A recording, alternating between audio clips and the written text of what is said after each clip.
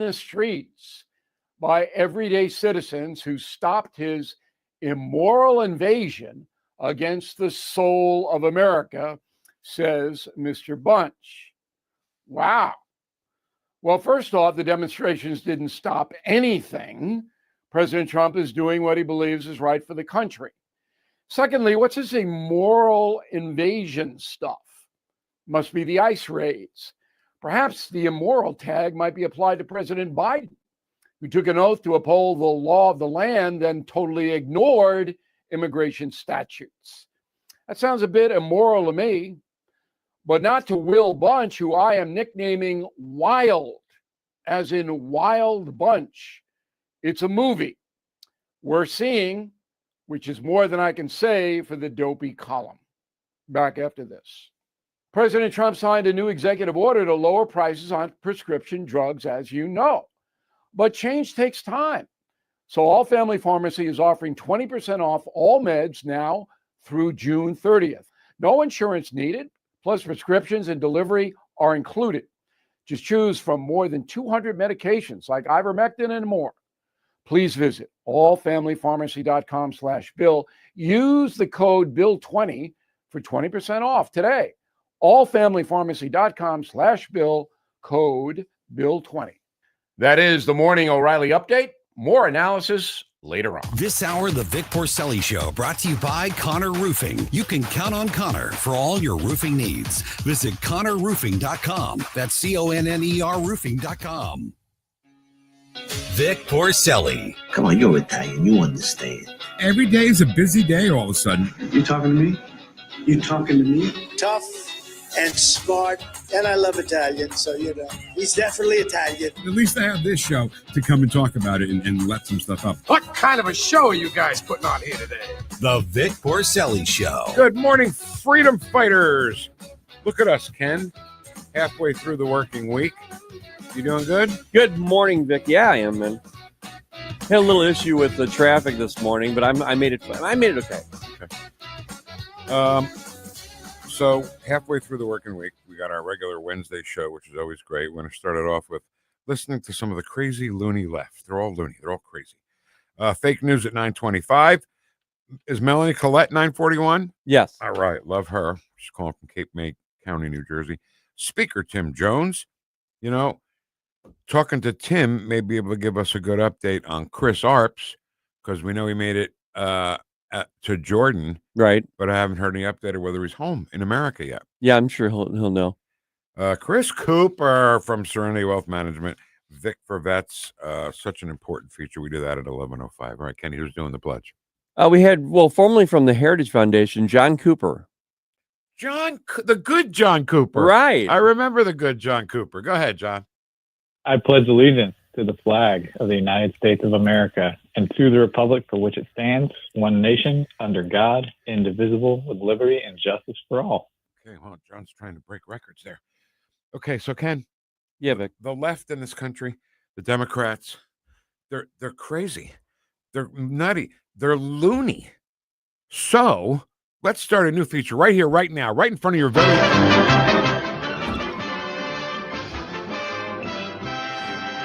No, that's what happens when you have something that's I couldn't edit it. It just fired off. Really? Yeah. Why? Because it's the way I had to open it. All right, well, let's try it again my way. Okay. They're crazy. They're loony. So let's start a new feature right here before your very ears called Looney Tunes.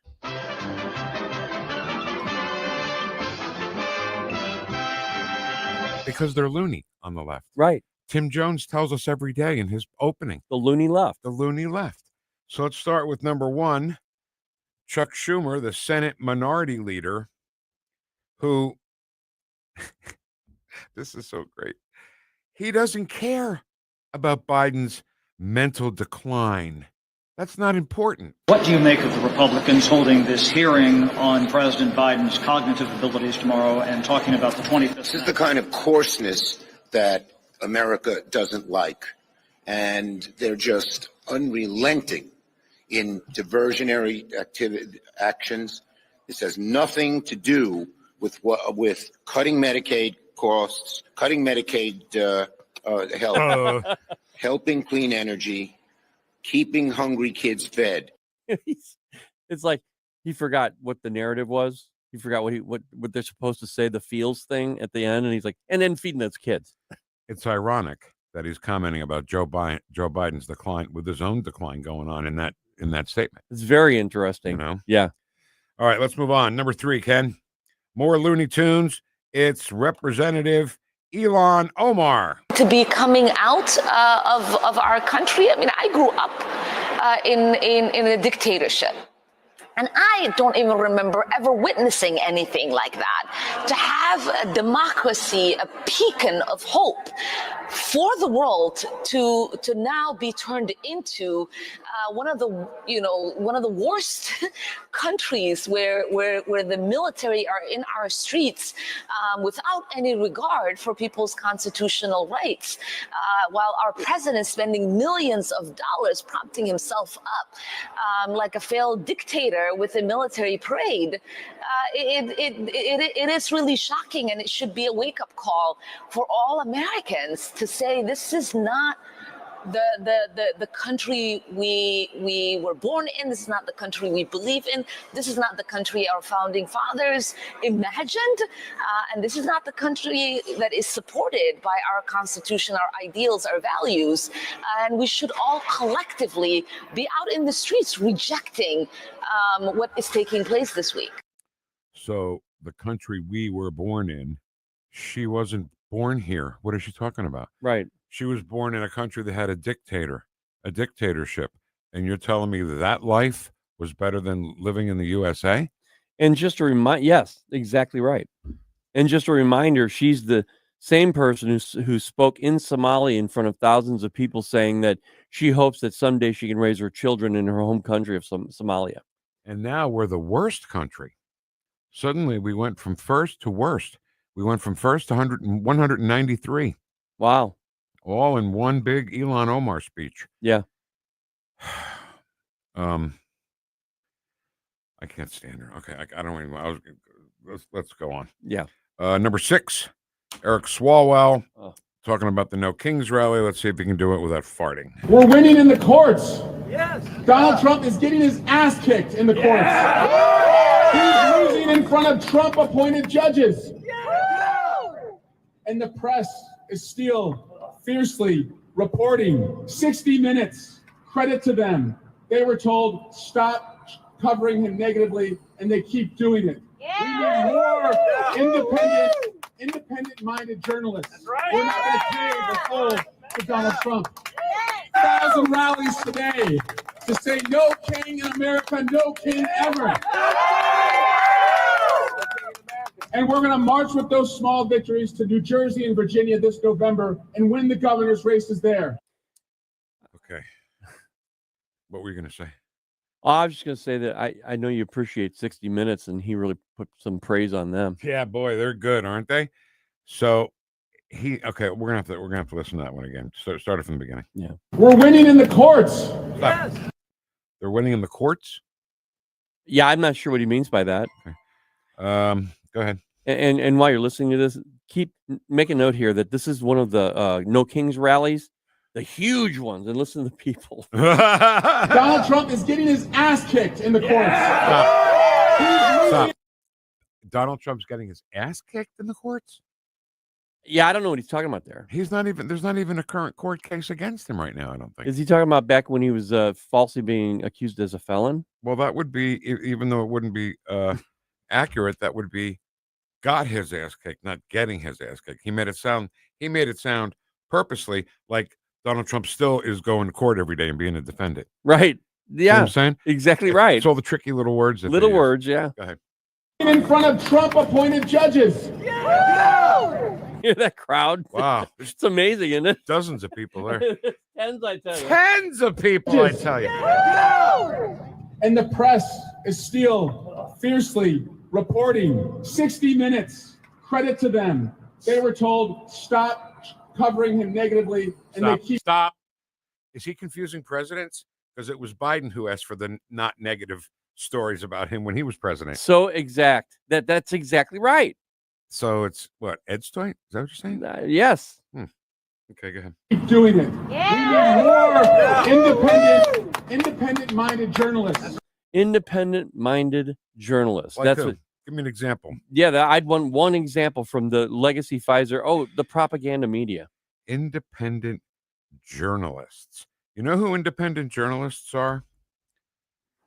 Matt Taibbi, Michael Schellenberger. Yeah. Those are independent journalists. Right. Those are guys who Sharon Atkinson. Cheryl Atkinson's another great example. All grown up and started their careers as Democrats. I mean, let's say what it is. And now they're red-pilled. But they're being independent journalists. Okay, he's not a journalist, but Jonathan Turley is a constitutional expert of all experts on the Constitution, right? And he never says that the left is right about anything. No, regarding the Constitution. And he can't. It's not like he's favoring one side or the other. It's just it comes down to facts and what's on the document itself. Right. And they're just not correct about it. Right. All right, let's move on. Or is that all? Is that we done? We were replaying it, but did we replay it all? No. Okay, good. Do the rest. We're not going to pay the full to Donald Trump. 1,000 rallies today to say no king in America, no king ever.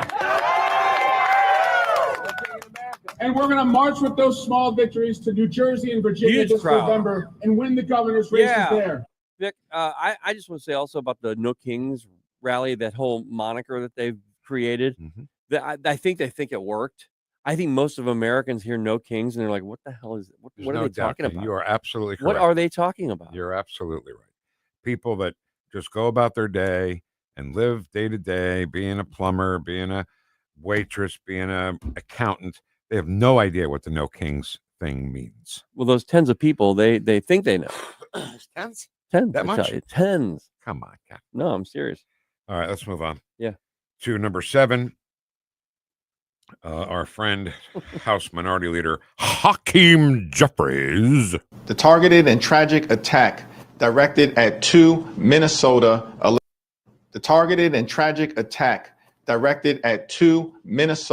elected officials is disgusting, and it should disgust anyone who has any decency in this country. There are so-called leaders in America in elected and appointed office who are creating a climate of violence, making it clear to some of their supporters that it should be open season on public officials. They are targeting, arresting, prosecuting, and manhandling people who are elected to serve their communities and going after them simply for doing their jobs. Enough. Take some responsibility for the climate that you have created and change course immediately. What about the climate that Tim Walz started when he said we have to go after them harder? We have to go after them harder. To your point, if we were to play this again and you thought about it as him talking about Democrats, they'd be spot on. Yeah. Every single word out of that guy's mouth should be directed toward his own party. That's sweet. The ultimate. All right, Ken, I think we can have one more, but I think we have to pull out the Wayback Machine. Did you put the WD-40 on the? I have to check that here. On the Wayback Machine, because I know it was a little rusty. I saw some parts that were a little rusty on the Wayback Machine. Yeah, I think I got it. And when we're traveling through time, I mean, we got to make sure our equipment is good. All right, let's get in the Wayback Machine. Set it 2019. All right, here we are in 2019, and Hillary Clinton. Oh God, with Rachel Maddow. Number 4, I'm sorry. You know, the only other adversary of ours who's anywhere near as good as the Russians is China. So why should Russia have all the fun? And since Russia is clearly backing Republicans, why don't we ask China to back us? I hereby tonight ask China. That's right. And not only that, China, if you're listening, why don't you get Trump's tax returns? I'm sure our media would richly reward you. That's supposed to be that's a dig at when Trump said, Russia, if you're listening, you want to see her emails in the first debate. Yeah. With Hillary. But are they saying that they should team up with the Chinese Communist Party? Is Yeah. that what they're saying? Yes. We should take cues from the Communist Party? That's 2019. Why do they want communism, Ken? Well, I mean, based on what you said, you'd think, oh, she's just joking. Ha ha ha. Ha. It's funny. But look at the track record of Joe Biden and Hunter Biden and the relationship that they created with China. It's as if they said, "You're right, Hillary. Let's go ahead and become really good partners with China, but don't tell anybody." That's the same year, 2019, that Joe Biden said, "Come on, you think China's going to eat our lunch? Come on, man." Do you remember that? Oh yeah. That right there, looking back on it now, that was the red flag of all red flags. It really was. You know. All right, get us back to the present here, Ready? 2024. We go.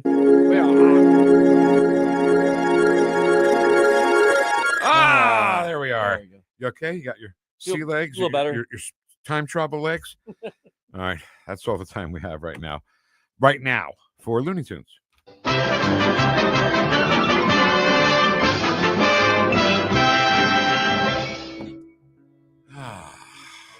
I just took a nice sip of a very good cup of coffee here. How's yours? Great. What's the problem? It's really good. Better than mine, you think? Mine's a special blend that I created. Oh, God. I'm not a coffee snob. Take a sip. Let's say how your special blend is doing. I almost choked on it, but that's good. It's really good. Snob. You're a coffee snob. I am. All right, coming up next, it's fake news. On 101.9 and 94.1, News Talk STL, #1 for live and local conservative talk.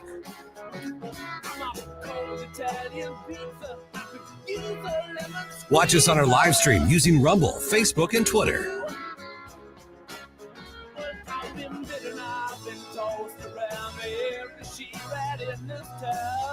The Vic Porcelli Show. What else do we know about this population, 18 through 24? They are stupid. They make really bad decisions. Oh, that woman got a mouth like an outboard motor all the time.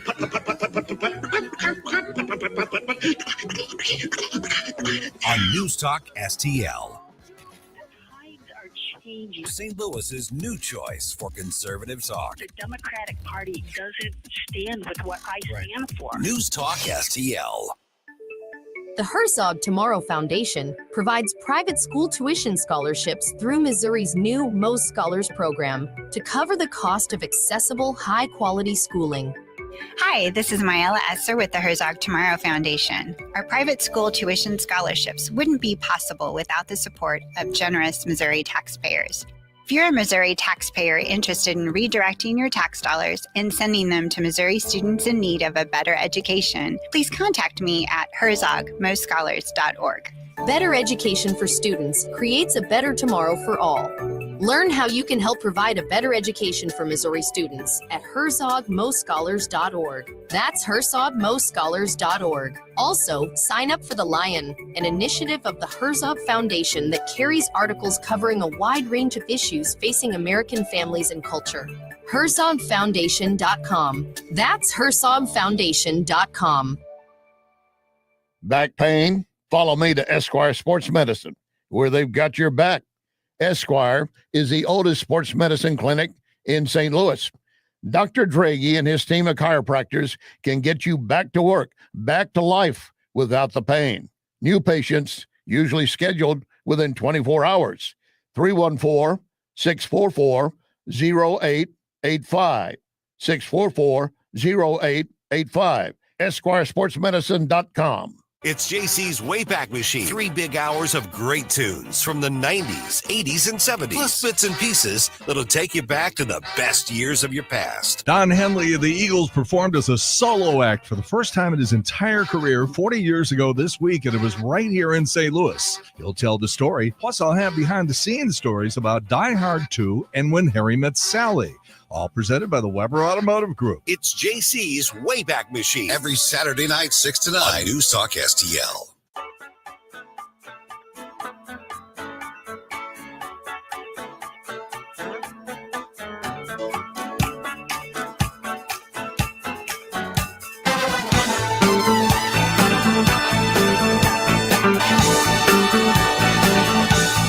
Woosh.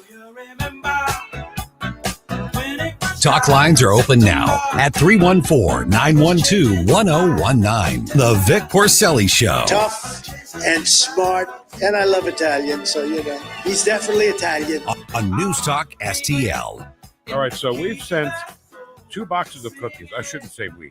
Diane Wood at Trolley Stop Bakery, which is the official bakery of the Vic Porcelli Show. I love having an official bakery for the show. So do I. How do you think I keep this girlish figure?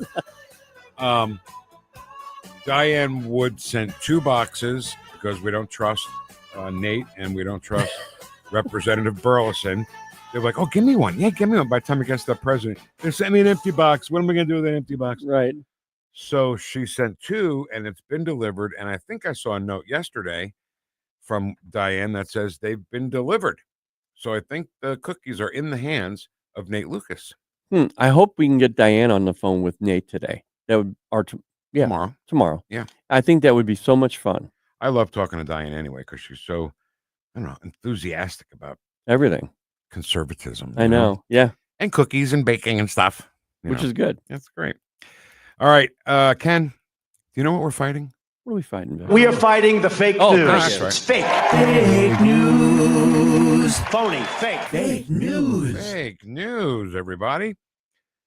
This feature that we do called Fake News was so easy. I almost feel like the hardest part was you putting together the opening there, Yeah. The rest of it's easy. Listen to a Democrat or a liberal commentator on MSNBC or CBS or 60 Minutes or anywhere else. CNN on Fox. Sometimes on Fox. They are fake news. So it's easy to find things. So today, this is an MSNBC little montage of people and starts with Chris Hayes, who he's so snarky and condescending. Go ahead, MSNBC. When we talk about this sort of tension in the country, and sometimes, you and I have both been at Trump rallies, those can be, very tense, a kind of, I would say, like kind of a dark, malevolent energy sometimes in them. Not always, but it doesn't seem like that's the energy on the mall today, which I think is a good sign, right? Correct. That you're really correct about that, Chris, and it's something we were watching for. Yeah. I'm just sort of surprised by the number of people who were at the front of the parade, watching, cheering, and then would come and ask to take a selfie. Yeah, right. This is a very different mood here. Yeah. People seem to be going out of their way to say that they're here to celebrate the Army's 250th birthday. Now, there are people walking around with signs. A moment ago, while you were talking to Jen, guy just came around and said, Trump 2028. And I said, how does that work exactly? And he's like laughing and had a big flag on him. So there's some politicization here, but it is not, it's not dark. It's not tense. It's not amped up. It's different. It's different from covering a Trump rally. Okay. Let's examine that. Let's start out with Chris Hayes throwing it to, I don't remember the guy's name, but you'll remember him as the guy standing in front of a burning building in 2020, saying it's a mostly peaceful protest and the entire building's on fire. And he said, first of all, Ken, can you go back and play the beginning of that? Of what Chris Hayes said about how a normal Trump rally is? When we talk about this sort of tension in the country, and sometimes, you and I have both been at Trump rallies, those can be, very tense, a kind of, I would say, like kind of a dark, malevolent energy sometimes. They're very tense. Donald Trump at his rallies does nothing but say how good the crowd looks. Hey, how you guys doing? We want to make America great again, wealthy again, healthy again, all that stuff. How is that tense and scary to be at? I mean, if you're a commentator who can't speak the truth, then maybe you might feel a little tense, but there's nothing directed at you. Yeah, but if you imagine that you're at a Trump rally and you work for CNN, it's kind of dark. Then don't go. No, that's the way that's the way they think, though. Yeah. Because it's being directed at them because of their fake news. But they have to be the victim, see? Yeah. They could cover it without even being there because the cameras are always there, right? Donald Trump points them out. There's the fake news. Look, there they are. Show you the size of the crowd.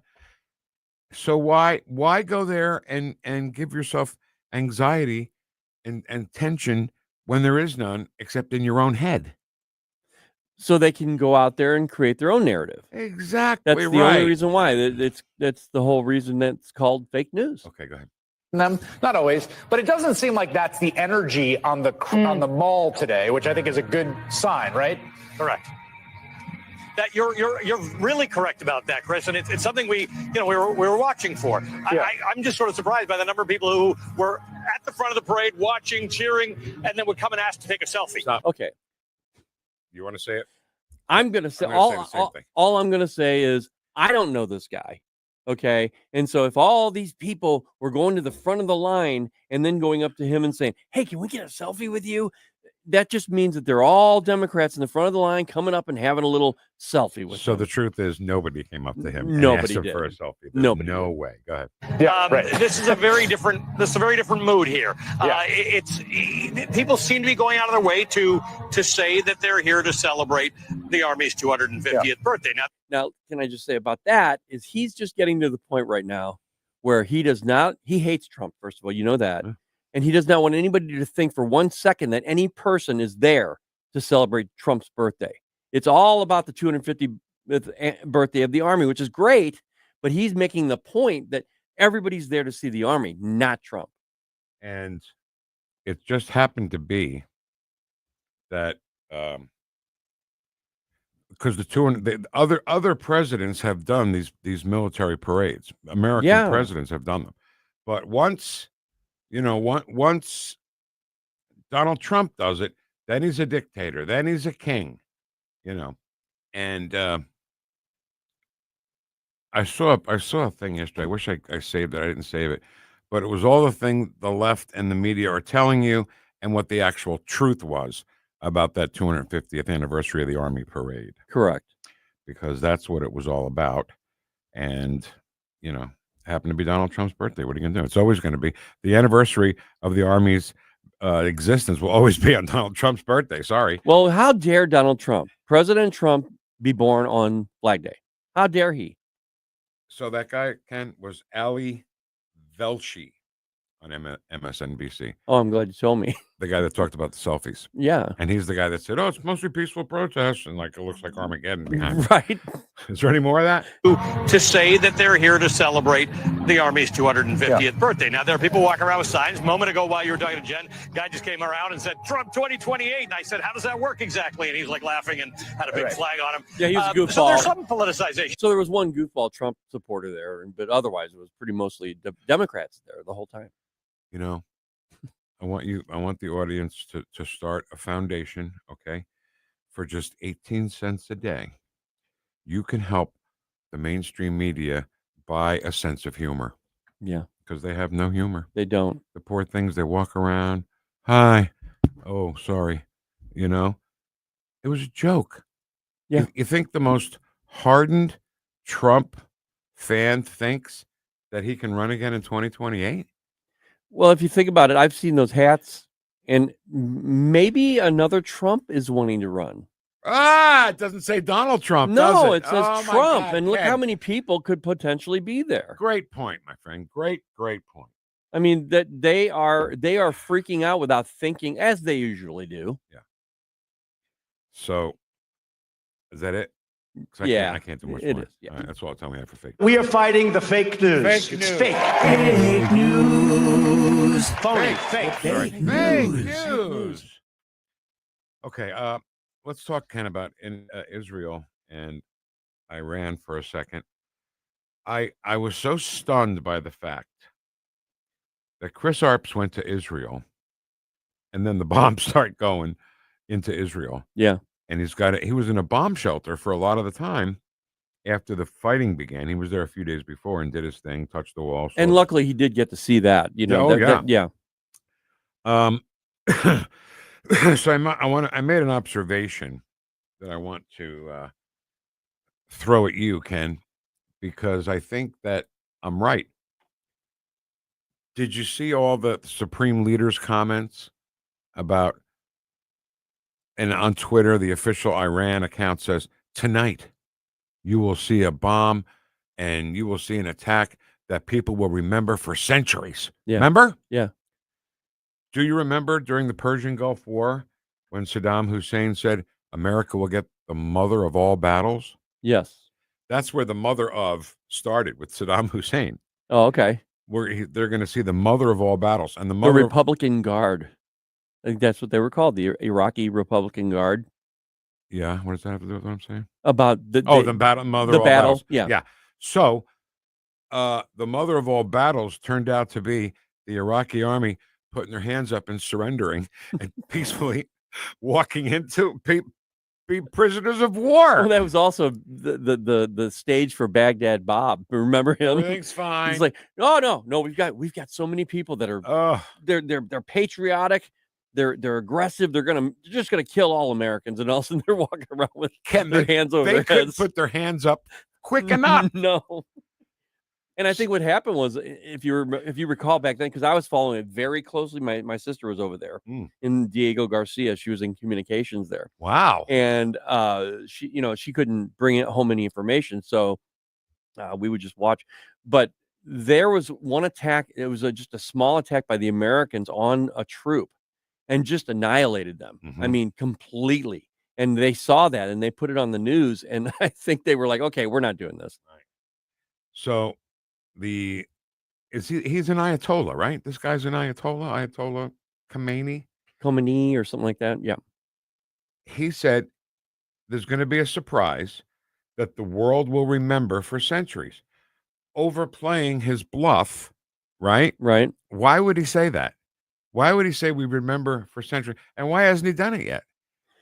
Well, and what we're hearing is they can't. Okay, do you know when they first started the barrage of bombing into Israel, they started with 200 at a time, and this is very telling. And we talked about it with Colonel Dunn a little bit, but I wanted to go into it more. We ran out of time. But Vic, they started with 200, but Israel knocked out some of their launchers, right? So as you saw these barrages going, they were getting less and less until, like, I think yesterday, they shot a bunch of bombs back at Israel, but there were only like 34 of them. So they're losing all of their ability to shoot these bombs into Israel. I don't know. I thought of this yesterday. The world will remember for centuries. And then I said, this sounds familiar. Oh, yeah, mother of all battles. Yeah. They just say stuff that they don't even know what they're saying. That was all the way back in 1990, Vic. The mother of all battles. And President Trump dropped the mother of all bombs. Right. That the mother of all is people use it all the time. Sure. Where does the father of all fall in there? I don't know. Because we created a new one. That's true. Maybe this is the father of all attacks, which we will remember for centuries. So when they say stuff like that, I literally take it with a grain of salt. Yeah. Because if Saddam can say the mother of all battles, right, and they all surrendered, then he can say, oh, yeah, surprise, that'll be remembered for centuries. Unbelievable. All right. And I tell you, though, what is tense is being President Trump right now and have to decide what to do here. Yeah, I just me personally, let him be the president and let him decide what he's going to do. I mean, I heard on the morning show this morning, they were talking about, well, they just can't just sell the stuff to Israel, which is fine. But Donald Trump, this is not a war that he's just launching. This is an action. They mentioned, well, is it an action or is it a war? Well, it's an action, guys. Right. And with an action, a president has a lot of latitude on what he can do. And I think he should send over the mother of all bombs and drop down on that nuclear facility and get rid of it once and for all. That mother of all bombs is a 30,000-ton bomb that's a bunker buster. Yeah. And it goes into the ground, and then it explodes once it's into the ground. Right. Oh, my God, I love it. Yeah. So we'll see what happens. All right, we're going to talk to one of our faves, Melanie Collette from CFACT on 101.9 and 94.1 News Talk STL. Welcome home. Like and subscribe to us on Rumble. News Talk STL. Vic and Ken. Ken can recite the alphabet backwards. Vic can recite the alphabet forwards. The Vic Porcelli Show on 101.9 and 94.1 News Talk STL. Tim Jones and Chris Arps in the afternoon. Newsmax morning show host Mark Lauder joins us at 5:20 to discuss all things Israel, Iran, LA riots, and more. Tim Jones and Chris Arps. Weekdays at 4 on News Talk STL. Ready for instant curb appeal that comes with a 25-year transferable warranty? Call Rhino Shield today. We do brick, block, stucco, asbestos, aluminum, steel, cedar, and more. Over the past 20 years, we've done thousands of homes, businesses, churches, schools, condos, parking garages, large metal buildings, and strip malls, from Champaign to the Lake of the Ozarks. We do flat and sloped metal roofs to extend their lives too. Proud to be veteran-owned and manufactured in the good old USA, so we're tariff-free. We're exceeding expectations every day. Evaluations are free. A+ rated with the BBB and a lot of 5-star Google reviews. Call 877-25-RHINO, 877-25-RHINO, or 877-25rhino.com. See what we did there? Genius. Tell them, ladies. Don't hate, don't Rhino, go Rhino Shield. Never paint your house again. Rhino Shield. Military history buffs and collectors, attention. Looking for authentic military collectibles? Look no further than Alamo Military Collectibles, your one-stop shop for genuine military artifacts, firearms to uniforms, medals to memorabilia, pistols, rifles, bayonets, insignia, patches, helmets, field gear, and more, both American and foreign pieces. We offer cash or consignment for your items. Alamo Military Collectibles. Visit us online at alamomilitary.com or call 314-638-6505 today. Jeffco Patriot Radio. Hey guys, I don't know about you, but I love learning about national and international issues here on News Talk STL. But do you know what's going on in your neck of the woods, your city, your county, and its politics? If you live in Jefferson County and want to know more about what's happening locally, join Speaker Tim Jones and me, Councilman Billy Crow, as we dive into all things Jefferson County on Sundays at high noon on Jeffco Patriot Radio. Jeffco Patriot Radio. On News Talk STL. No big old corporate lib AM station telling us what to say here. Conservative talk for St. Louis. This is News Talk STL at 1019, 94.1, and always streaming at newstalkstl.com. This hour, the Vic Porcelli Show, brought to you by Connor Roofing. You can count on Connor for all your roofing needs. Visit connorroofing.com. That's CONNER roofing.com. Talk lines are open now at 314-912-1019. Hey everybody, this is Joe Mackey. You may know me from Gutfeld as the hot one and the funny one. You're listening to the Vic Porcelli Show on News Talk STL 101.9 and 94.1 or 94.1 and 101.9. Thank you. Joe Mackey. So, speaking of Joe, he's on the Gutfeld Show all the time. And good news that Kat Timpf is finally back. Kat had a baby.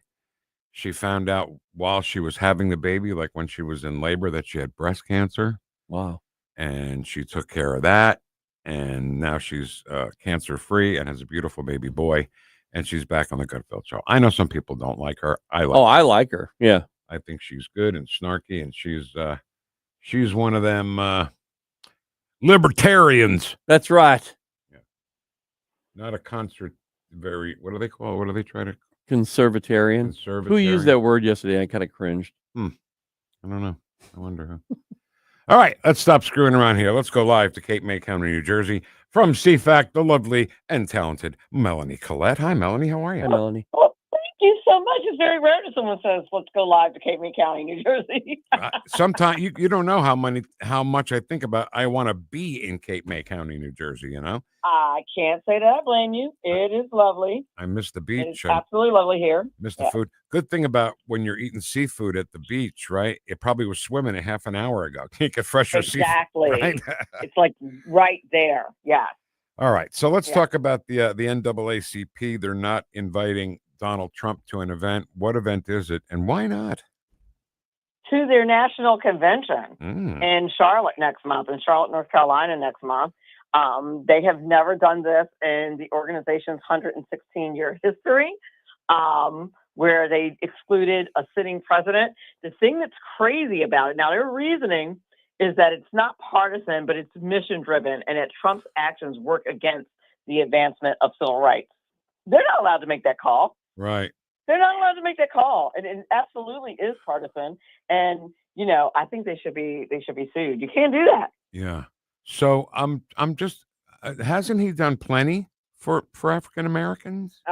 He's done a lot. Let's talk about the fact that he's lowered inflation. He's increased real wages. He's lowered gas prices. All of those things are good not only for Black folks but for all folks. Yeah. So I would think that they would be on board with that. This is a matter of opinion, and I don't believe that they get to decide that. Apparently, they're really ticked off about the Department of Education not being able to fund DEI initiatives. But I don't think that goes against civil rights. I would argue that DEI initiatives are actually counter to civil rights. Right. Exactly.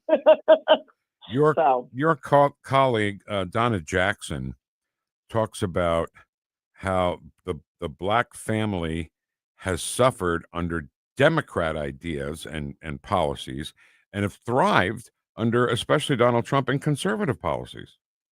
150%. The fact that we've gone from the era of Martin Luther King, where we just wanted fairness and equality and to be judged on the content of our character rather than the color of our skin, to the DEI initiative, where we say you should hire us because we're Black, because we're put upon, et cetera, et cetera, et cetera, and all the things. It's inherently racist. Not only is it racist because it suggests that Black folks cannot make it to the top, cannot succeed in the United States without the help of DEI, but it's also racist against white folks, which was not the intent of Dr. King or the Civil Rights Movement.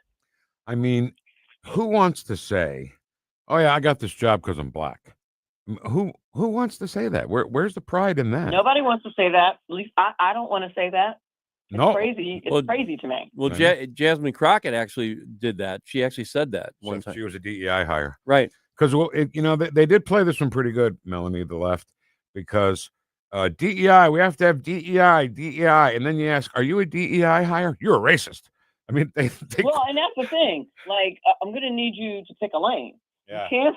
You can't say on the one hand that DEI is great and we should have lots of DEI hires, and then get offended when somebody calls you a DEI hire. Right. And Jasmine Crockett. No, I'm saying, like, how are you gonna have it both ways?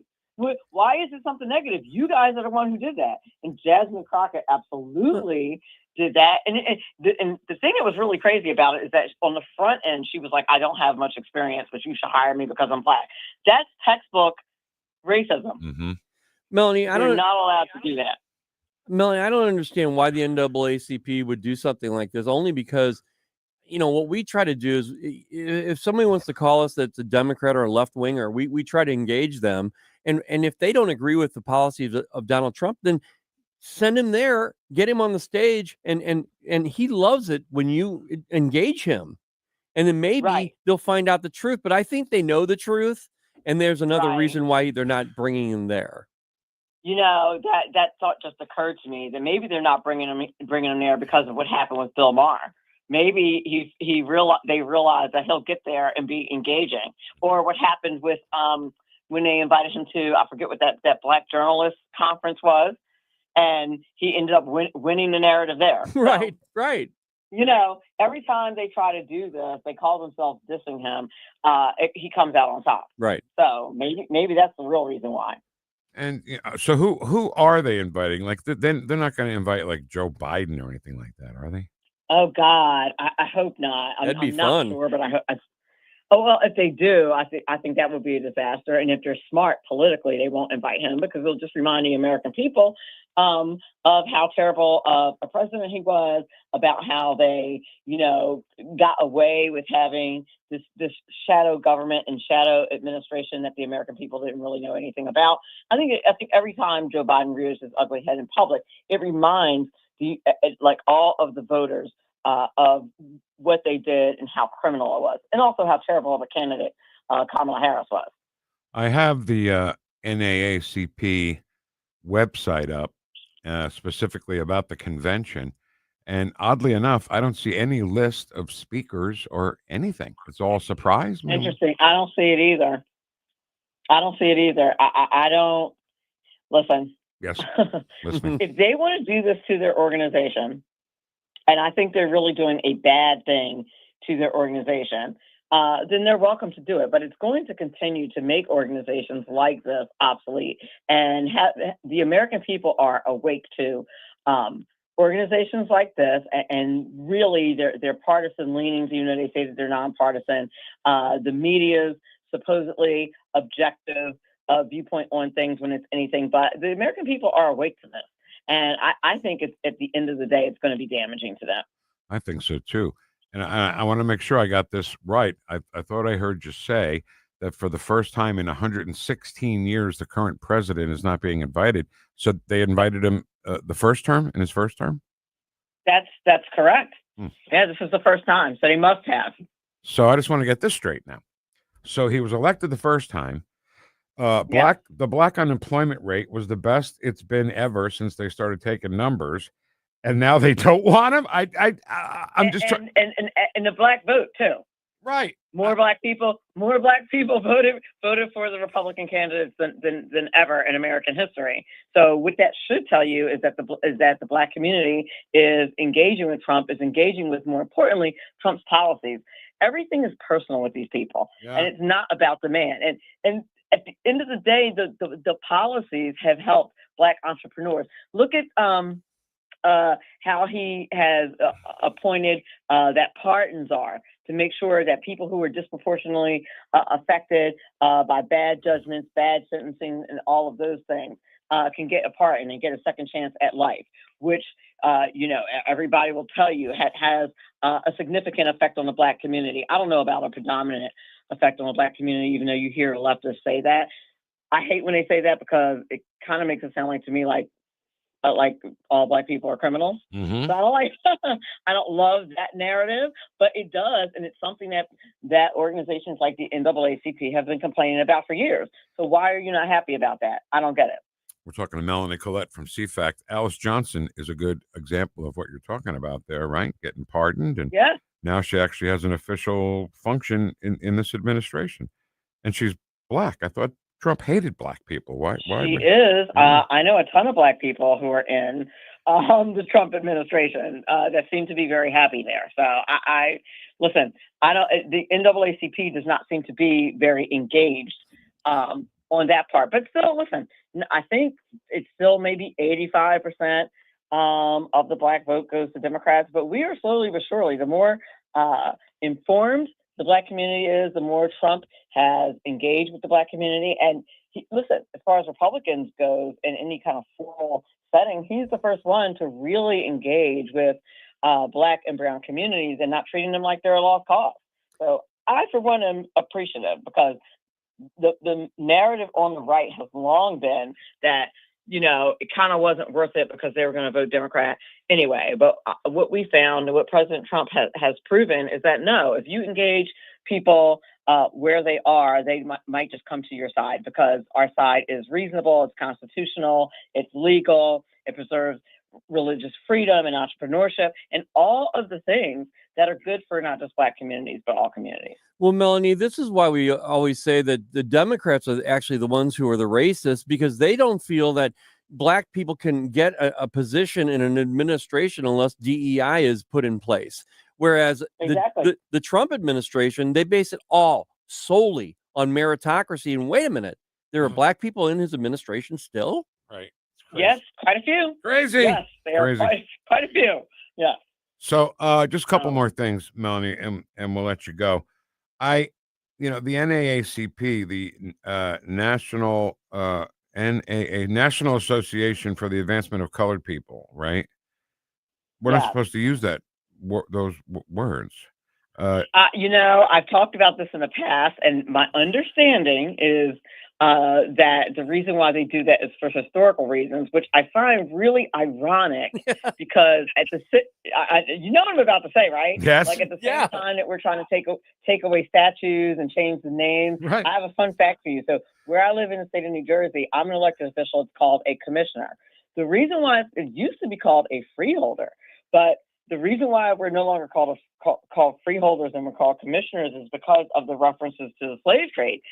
So we're changing all of those names, but the NAACP can keep theirs. And the United Negro College Fund while we're at it.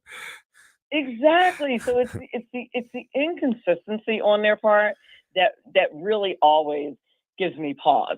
Okay. As far as their position, they're constantly, the only thing consistent about them is that they're Inconsistent. Right. All right. We got about a minute left, Melanie. I want you to explain. Juneteenth is tomorrow, I believe. And today. Wait, is today the 18th? No, today's the 18th. It's tomorrow. It's tomorrow. Yeah, so tomorrow. Juneteenth, as quickly as you can, the history of it, and what does the word Juneteenth mean? So I don't know what the exact word Juneteenth means, but what I can tell you that it's about, and I have no problem with Juneteenth as long as we are putting it in the right perspective and in the right context, which is that, so when the slaves were freed for about 2 years there, Texas did not know that they had been freed. So they were still enslaved for another 2 years until word got to them that they were freed. And so, we say that we were freed one day, but actually everybody wasn't free. And Juneteenth was the time when those last bit of slaves found out that they were free. Right. So I think it's significant. No, to absolutely. history. It's history. But right? I think what it's I don't history. like is this narrative, and that's why all white people are evil. That part Right. is And I have a problem. And here's my problem with the word Juneteenth. It doesn't. It's not a word, and it makes black people look stupid. Well, there is that. I don't love that either. Call it June 19th. June 19th. June 19th. Why Juneteenth? Why make up a word? Yeah, that part I don't get. Nobody sent me a memo or invited me to that meeting, so I don't know. Probably because of the R behind my name is my guess. You're somehow your heritage, your blackness, your melanin gets erased if you have an R behind your name, or God forbid you're a conservative. So funny. Yeah. All right. Nice day in Cape May Courthouse today. Beautiful day to go to the beach. Nope, raining. Okay. It's just raining. It's perpetually raining. I drive a convertible. Oh no! I should have my top down every day, but no, it's rained more than the sun has been out, and it's raining again today. And I think it's supposed to get warm this weekend, like in the 90s. I'm here for it. All right. It's time for some sundresses and some top down action. I'm in. Melanie Collette from CFAC, CFAC.org. We love you. Thank you so much. Thank you for having me. All right, you got it. That's hour number 1 on NewstalkSTL.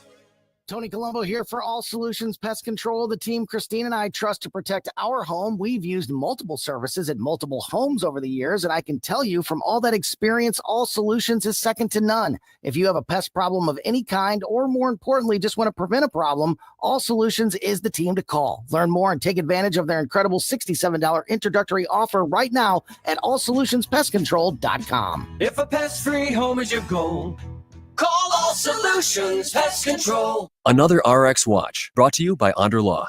Welcome back to RX Watch. This alert is disturbing. Right. A while back, we learned that companies like Johnson & Johnson use a mineral called talc in baby powder and other products. And studies show that talc, when used for feminine hygiene, can cause ovarian cancer. Now listen to this.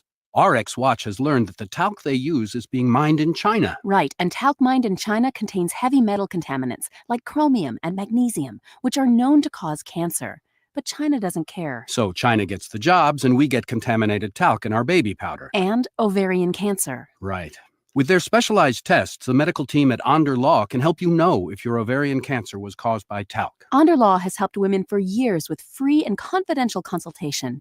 You need to call Onder Law's pharma attorneys at 1-800-RX-WATCH. Call Onder Law at 1-800-RX-WATCH. That's 1-800-RX-WATCH, or go to rxwatch.com. The choice of a lawyer is an important decision and should not be based solely upon advertisements. Hey, Mike Ferguson here, and for nearly 40 years, Nutrition Stop has been St. Peter's trusted source for natural living. They've got a great, knowledgeable staff offering more than just products. They provide guidance on your wellness journey with exceptional service, from 100% grass-fed meats like elk and bison and local produce to quality supplements and clean household products. 4101 Mexico Road in St. Peter's, just off the interstate at Cave Springs and Highway 70. KLGY HD3 Clayton, K270BW Bellefontaine, KNBS Bowling Green. This is News Talk STL at 1019, 94.1, and always streaming at NewstalkSTL.com. News this hour from townhall.com. I'm Rich Thomason. The U.S. military has been beefing up its defenses in the Mideast as President Trump decides how to deal with Iran. White House correspondent Greg Clugston says the president has been consulting with his national security team. U.S. officials say the Air Force is moving refueling tankers to the region to defend American military bases and personnel. If needed, the tankers would support any major air operation, whether it would be for evacuations or a potential strike by U.S. fighter jets. Iran, which continues to trade blows with Israel, remains defiant, warning the U.S. against any military involvement. A spokesman for Iran's foreign ministry has issued a warning that an American intervention in the ongoing Israeli strikes targeting his country would spark an all-out war. Esmail Baghaei made the comments in an interview live on Al Jazeera English. Correspondent Charles de Ledesma, Israel says it hit a centrifuge production center overnight, as well as other Iranian military sites. How effective is the Trump border policy? The New York Post reports that border agents did not release a single illegal alien into the country last month. In May of last year, 62,000 illegals were released into the U.S. under President Biden. Border czar Tom Homan, posting on X last night, writes, in the last 24 hours, the Border Patrol encountered a total of 95 illegal aliens across the entire southern border. Compare that to the Biden administration, which surpassed more than 10,000 per day. An apparent allergic reaction sent Homeland Security Secretary Kristi Noem to the hospital yesterday. She's said to be doing better today. On Wall Street, the Dow is up 263 points, the Nasdaq ahead 126, and the S&P trading 32 points higher. More on these stories at townhall.com. Hi, it's Mike Gallagher. I've been thinking, why does it feel like losing weight is harder than ever before? With mixed messages, fad diets, the quick fix injections, even magic coffee. I mean, it's overwhelming. Most people are exhausted trying to fight a battle they cannot win. If you feel this way, trust me, you're not alone. I used to feel that way too. But let me tell you, it's not your fault. Your body is working against you, and the longer you wait, the harder it gets. Do what I did. I called PhD Weight Loss and Nutrition 3 years ago. I lost 53 pounds. I feel terrific, and I've kept the weight off. Make the phone call that can change your life the way it has changed mine. They won't let you fail. Call 855-696-2020. That's 855-696-2020 to schedule your consultation. The first 11 callers who mentioned the word healthy will get 2 free weeks added to their weight loss package. Call now, 855-696-2020. Mention the keyword healthy to get 2 free weeks, or visit them at myphdweightloss.com, myphdweightloss.com. This hour of News Talk STL brought to you by Chris Cooper and Serenity Wealth Management. Discover little-known strategies that could be the difference between choosing the care you deserve or having someone else decide it for you. Get a free copy of Chris's book at serenityltc.com. From the Michaels Flooring Outlet Weather Center.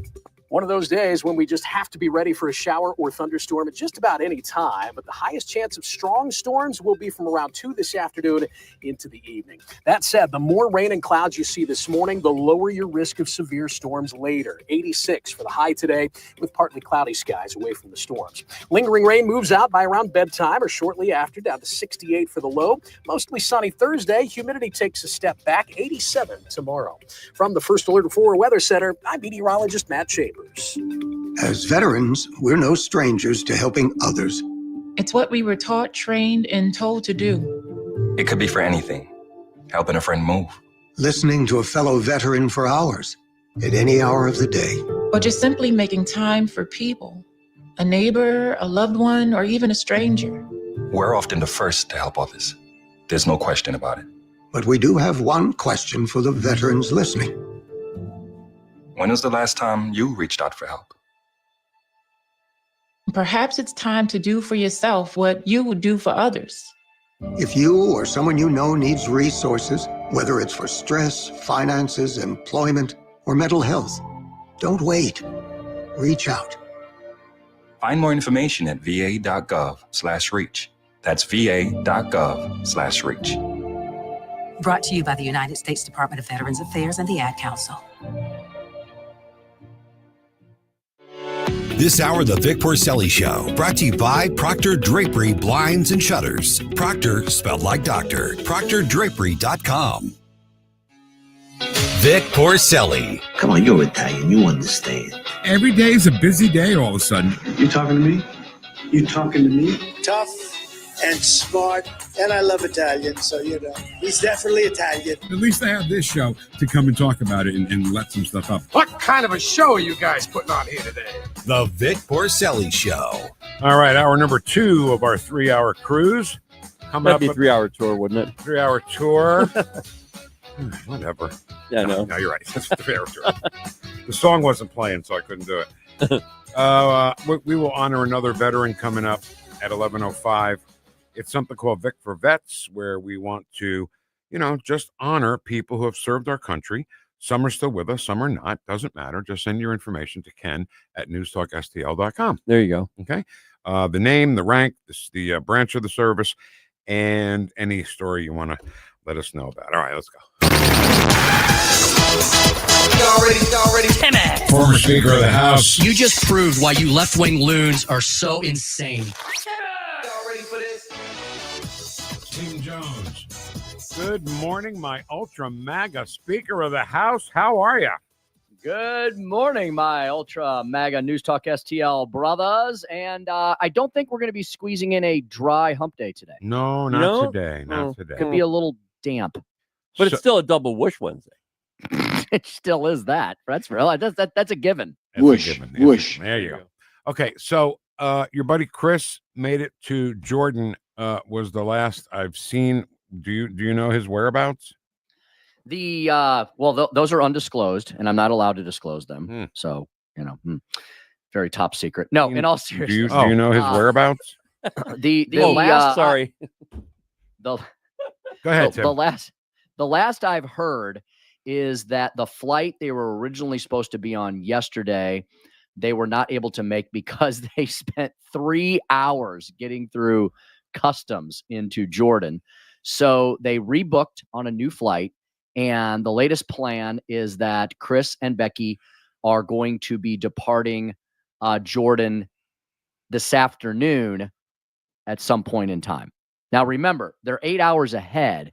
So once they actually get into the air, they will make up a ton of time and we'll get back rather quickly. But I believe they have to route out of Jordan and then perhaps another stop and then finally back stateside. So, it's a little complicated getting back when you're not proceeding on your planned itinerary.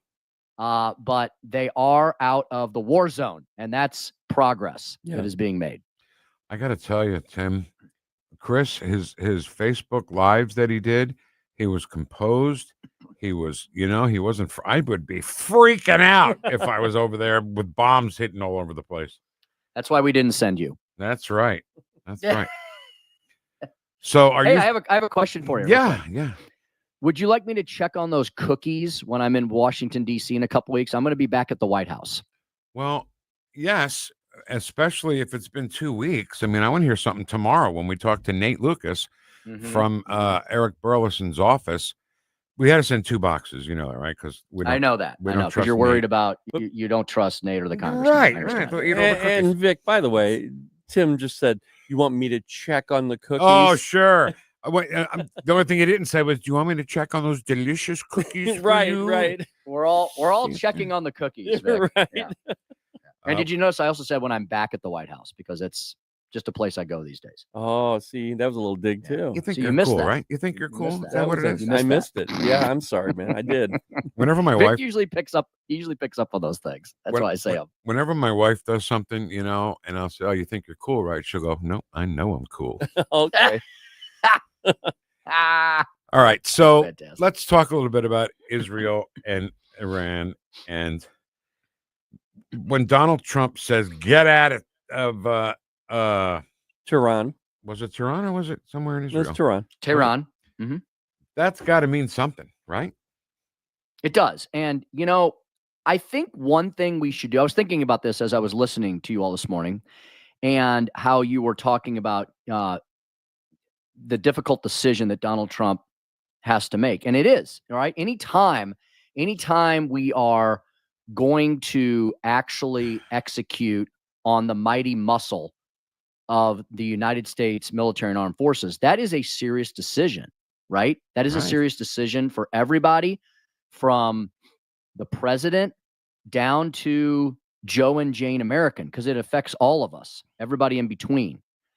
It charts a course for our future. And so what the way I've been thinking about this, I'm very conflicted on this, but I'm the one that is not going to make the decision. Donald Trump is. And so before everyone, there's a lot of people prognosticating out there as if he's already made a decision, right? As if we've already engaged ourselves, the United States of America, into another conflict. That hasn't happened. Now, are we engaging in Reagan-esque peace through strength rhetoric? As we should. Yes, we have. The Ronald Reagan, Donald Trump doctrine on foreign policy, if people really take the time to study it and don't just run around yelling and screaming, orange man bad, orange man bad. If you actually take a moment and look at what Reagan did throughout the 80s with the once mighty Soviet Union, and then you compare that with the way Donald Trump has executed his foreign policy, they're extremely similar. And you know how I know this? Because Senator Jim Talent has confirmed that time and time again when we interview him every Monday afternoon.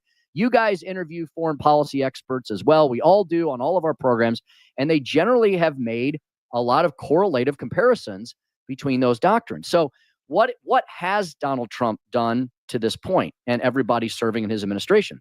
They have flexed the power and might of the U.S. military. They have sent carrier groups to that region. They have sent my understanding is there may be a couple B-2 stealth bombers maybe heading over into that land. That doesn't mean we are going to fire a single shot, does it? Right. It means y'all better behave yourselves, because if you do anything that we think threatens our national security, we just might take action. Right. That is a proper posture. So before anyone, and people are already doing this. They're already saying, oh, my God, we're engaged in another Middle East. Have you been watching the Middle East for like the past 1,000 years, or the past 250 years that the United States has been in existence, or the past several decades that we have literally had not only troops, but Americans? There's 100,000 plus American citizens, actual American citizens, living in the state of Israel. There are defense contractors. There are U.S. military forces. We've been there for decades. And we're going to, unfortunately, probably have to be there for decades more, if not, into infinity. That doesn't mean that we are engaged in a war-like posture every single day. It means that our presence is there and our presence is felt. So before everyone continues to, jump off the MAGA train or attack Donald Trump, why don't we wait and see what we actually do, and then we can comment and or criticize. Plus, I would like to say, the decision to get more directly involved is difficult unless Iran hits any American facility or lops a bomb where any Americans are. Then it's everybody's got to agree. Here we go. Yeah, and that's an that's an action, though. That's not going into war. That is called an action, and the president has that authority to do that, Tim. Can we step back and maybe agree on a couple of overarching themes or axioms here? Wouldn't we all agree, those of us who who are steeped in Judeo-Christian moral beliefs and basically want Western civilization to continue, something Iran does not want, right? Iran wants to eradicate Judeo-Christian philosophies, beliefs, and systems from the planet, right? Then they believe they are engaged in a holy war on that. And if they die in the process, well, then they automatically go to nirvana and they get the 2,000 Vestal Virgins or whatever. So these people, that's their thought process, okay? And so they believe all that.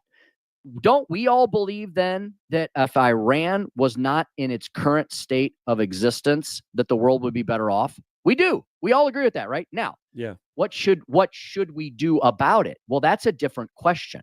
So we all agree that Iran's current rule, that the world would be better off if Iran's current ruling class of the mullahs and the Ayatollah Khamenei was no longer in power, right? We already agree on that.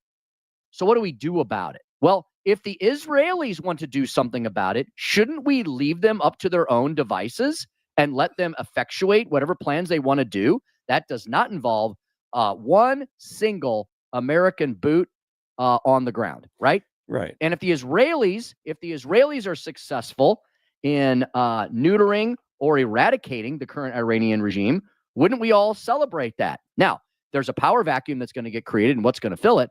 But if it's the Israelis doing it, then that's their business, and we should leave. See, that's two sides of the coin, and people have to accept that, right? On the one hand, I hear some people yelling and screaming that we shouldn't, get involved in this at all, do nothing, look the other way, and all that. But on the other hand, they're criticizing the Israelis. Well, you either believe in non-intervention or you don't.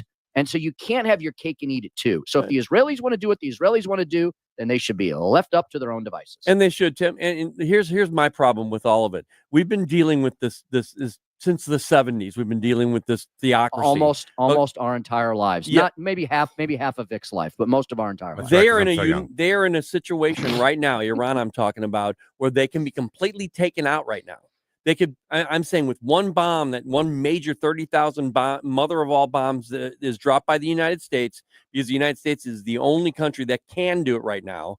And if they don't do it, we're going to just continue this thing for the next 20 years of them saying, well, you're getting close to another nuclear weapon again. And so we have to decide why and to what extent we would get involved in this conflict, just like we have had to have that discussion and have those decisions made on every single other conflict we got involved in. Why did we get involved in World War I, in World War II, in the Vietnam War, in the Korean War? I'm not lumping these all together to say that the decisions were correct or not correct. Some of the decisions were correct. Some of the decisions were possibly, now we look back and go, oh, that was incorrect. Or we got involved in the wrong way, or we did the wrong things once we went in. When we got engaged in World War I and II, we were all in, and we did everything we needed to do.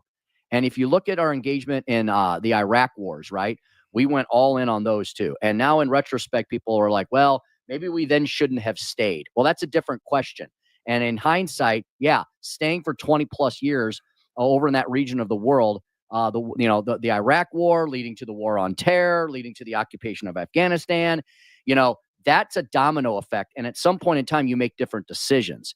But we're going to have to decide. The United States government, President Donald J. Trump's administration, is going to have to decide at some point in time whether or not to get involved in this current conflict, and what would the reasons be doing so, and what would be the level of that engagement, and when would that engagement stop. If we actually thought these things out all the way through and put bright line markers and decision points in place, we probably wouldn't get engaged in this 20-year nation building type stuff that I know a lot of folks are critical of looking back on the last several decades. So Chris was interviewed by Andy Banker at Fox 2. I don't know how long this is. Do you have any idea, Ken, how long it is? We'll just play it until, All right, let's hear a little bit of your partner, Chris Arps, talking to Andy Banker, I guess still from, or maybe from Jordan. Go ahead. I looked out the window and I could just see debris falling from the sky. And obviously, when you see that, you know that it was probably the Iron Dome working. Then a couple of seconds later, I saw a missile that got through that was headed towards Tel Aviv. So that's pretty scary, right? Just to hear those debris falling from the sky, Iron Dome, all those phrases, and your partner is there. Yeah, and he was surrounded by some American heroes. He was over there with former military folks on a Heroes to Heroes mission to help vets suffering from PTSD. And so now that organization is doing its best to try to get everybody back out. And I want to thank Chris and Becky for everything they've done and yes, thinking about their own safety, but then also selflessly providing us a window into literally what's going on into a war zone for our little regional St. Louis station, which is now bigger and better than ever. Thank you very much. And I think that, getting back to President Trump and the decisions he has to make, I love how the mainstream media makes it sound like, oh, this is easy decisions. What's your problem? Yeah. Oh, yeah. But I dare to put any of them in that decision. Like you said, I think you said, what's your name, Ken? Yeah. That if you drop a bomb, 30,000 ton bunker buster bomb, how many civilians Is that gonna kill? And we have to remember, I guess, these are things Trump has to think about that the mainstream media doesn't give him credit for. We want the Iranian people to go back to pre-1979, and the girls wearing the miniskirts and being at the beach and having fun. And Tim, another thing to add to that is that Trump is fighting actually two different fronts. He's fighting the legacy Pfizer media and the Democrats, who, no matter what he does, no matter what decision this man is going to make, they're going to be against him. They're going to fight to have him impeached. It doesn't matter. So he's going to have to he has to ignore them and make a decision based on his own spiritual beliefs. It's not easy. And he's obviously winning. Look, what major world figure is astride the globe and calling the shots like Donald Trump is doing now? Right. There is no one. Is anybody talking about Putin or Xi or any of those other characters today? No. It's all about what is Donald Trump. Aren't the questions being framed? Or isn't this what we want? The United States of America is back, baby. Yeah. And this is a very tough way to march back onto the world stage. But when there is war and conflict at this level around the globe, don't we want a powerful United States trying to dictate what should happen? Donald Trump is saying two things. I want peace in the Middle East, but Iran should never have nuclear weapons.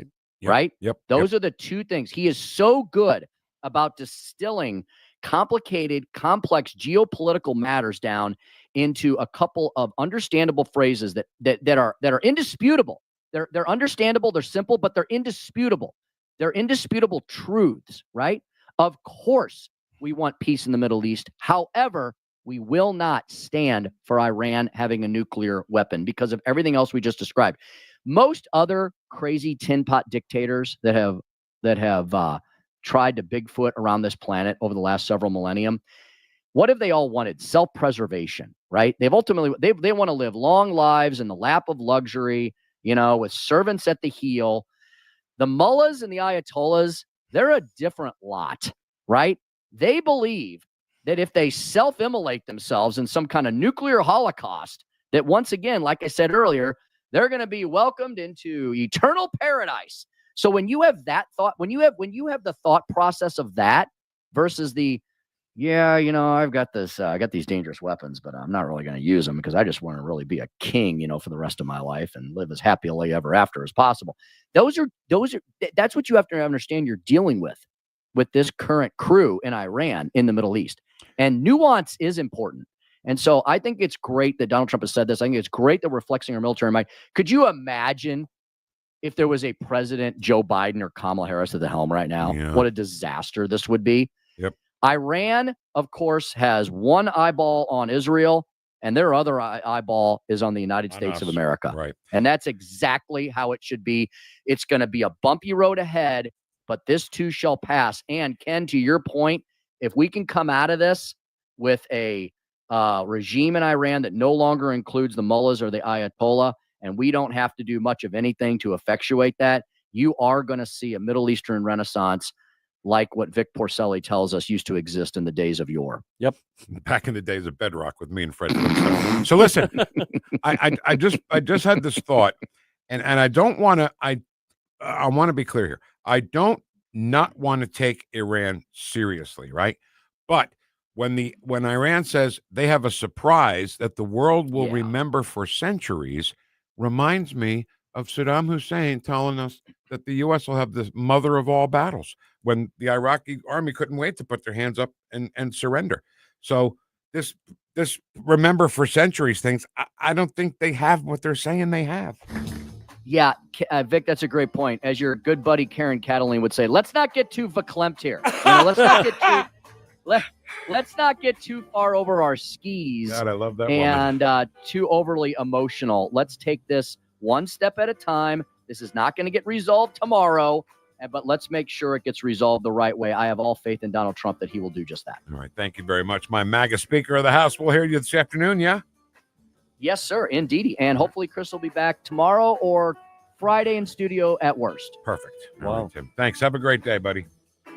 Double Ultra Woosh Wednesday. My Ultra Mega Brothers. Woosh, woosh. That's my man, Tim Tim. Jones. He is the in with the in crowd now. He right? is, yeah. Oh, yeah. All right, Chris Cooper is going to join us next from Serenity Wealth Management. We need a little levity, not that kind of levity. We need a little fun, and Chris Cooper is the keeper of the fun. That's next on 101.9 and 94.1 News Talk STL, #1 for live and local conservative talk. Watch us on our live stream using Rumble, Facebook, and Twitter. The Vic Porcelli Show. Hey, see that, kids? That's the St. Louis Arch, the gateway to the west. It's over 600 feet tall, and there's an elevator all the way to the top. That's 60 stories, you and me. Wow, Dad, can we go up on it? No. Made in St. Louis for St. Louis. It's News Talk STL. One of my favorite things you play, Kenny. All right, so listen, I want to tell you about Roots Plus. Stan at Roots Plus is the guy who is, why isn't he called the Tree Whisperer? He should be. Right? Well, let's call him that. Let's call him the Tree Whisperer because he sees a tree that's sick and the tree says, Stan, I don't want to die. Can you save me? And Stan says, yes, I'm going to save you. And then he injects these nutrients that I think that's his his intellectual property thing. He invented it or something. That's it has something to do with it. He's the Tree Whisperer. For he God's is. sakes. Yeah. So he'll try to save that tree for you. And wouldn't that be great if you say, oh, yeah, we don't have to lose that tree. It's better now. And of course, every time, the doctor will say, we've done everything we could. That may happen. But the good news for you is you don't have to, you can keep your money because it's risk-free. The money you put into trying to save the tree goes into getting rid of the tree. And what would earn him points is if he walked up to your tree and put his ear to it, right, and started whispering, stroke the bark a little bit. Yeah. Roots Plus is the way to go. So find out if that tree can be saved. Go to rootsplusllc.com. That's rootsplusllc.com or 314-440-3662. 314-440-3662. Tell Stan Vic says hi. Tim Jones here. Being a recovering lawyer, don't call me for your legal needs, but you should call Todd Sivia and the fine folks at Sivia Law. At Sivia Law, they'll help you through all of life's transitions, providing you with legal services in the areas of estate planning, elder law, special needs, real estate, personal injury, and much more. Locations across Western Illinois and Eastern Missouri, including right here in Creve Coeur and Wentzville. Call Sivia Law today for any and all of your legal needs. 833-995-WILL. CiviaLaw.com. CiviaLaw.com. Nate Lucas here for the Village Bar in the heart of Des Peres. Since 1948, the Village Bar has been the go-to destination for delicious food, cold drinks, and unbeatable atmosphere. Savor their famous wings, burgers, and onion rings, or grab a drink from their fully stocked bar. Catch all the big games and enjoy the company of their friendly staff. Plus, don't miss the 1879 Distillery, a one-of-a-kind experience right next door. The Village Bar offers the best value in town. Find the Village Bar on Facebook and come experience where history meets great times. You'll be glad you did. Hey, Jamie Allman here for O'Fallon Family Floors, O'FallonFamilyFloors.com. Brian and his team, they're just amazing people. They're so proud of their operation. Pride in every installation. You can see that in the Google reviews. Pride in the great quality, pride in the great pricing, pride in the great variety, and pride in the fact that you can go into the store right off of Highway K at O'Fallon, or the store will come to you. That's the promise of O'Fallon Family Floors, O'FallonFamilyFloors.com. News Talk STL. News Talk STL.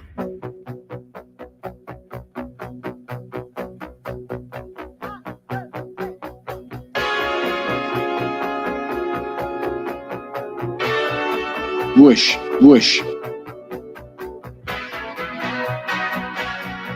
Talk lines are open now at 314-912-1019.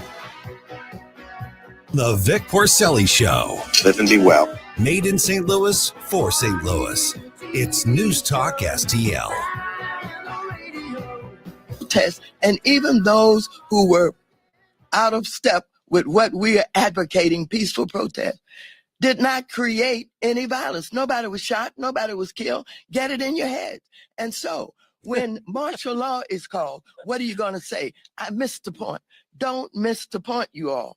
Don't think that somehow, because they called out the National Guard, there was violence. There was no violence. I was None. on the street. I know. And I went from downtown detention back out into the community, talking to people what happened in Paramount, what happened in Compton, what happened in Inglewood. So, first of all, get it straight. And don't just rely on what you're being told or the few incidents that you saw. Get it straight, Vic. Come on. Ken, do you remember where I put my Maxine Waters to English dictionary? Did I leave that in the office? I think you did. Holy cow, everybody. Can we examine that statement, Ken, a little further? Oh, yeah, we should. Play it again. I wanna take it piece by piece. Go. Yeah. Protests, and even those who were out of step with what we are advocating, peaceful Out of step. Out of step with what we are advocating. Does that mean the rioters?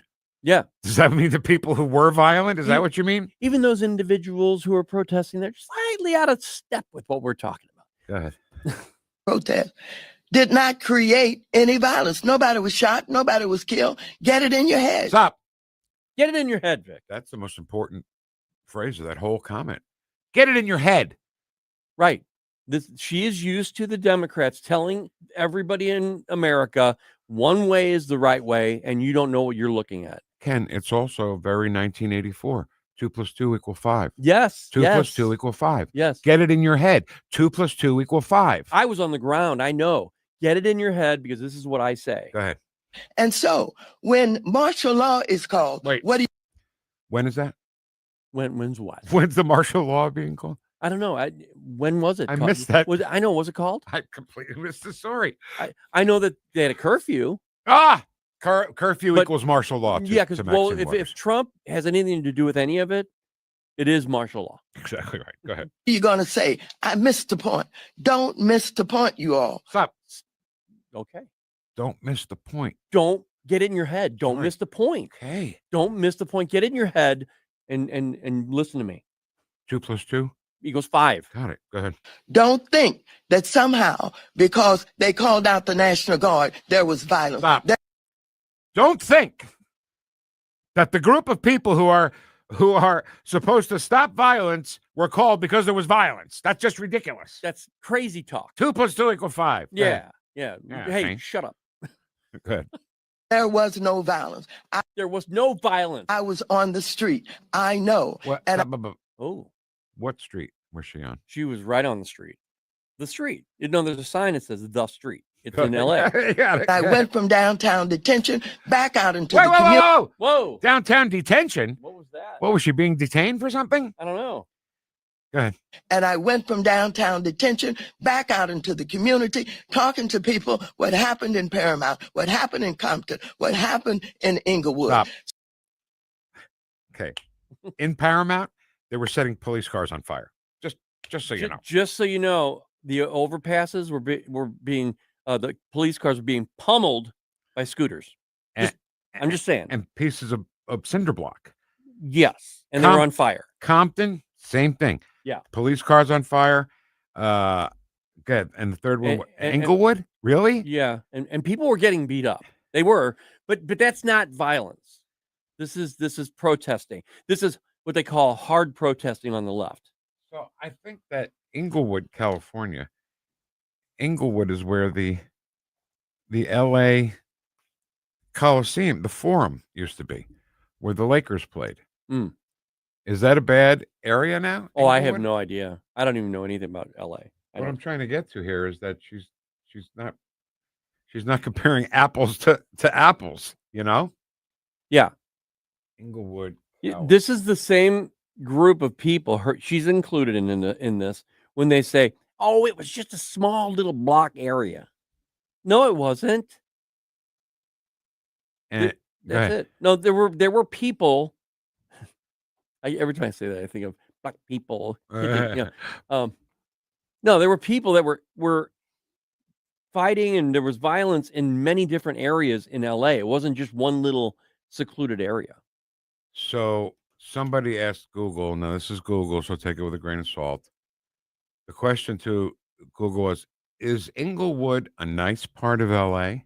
And the answer is, Inglewood is a very diverse community and has many different places to see, as it has the Forum, I was right, SoFi Stadium, and the Intuit Dome.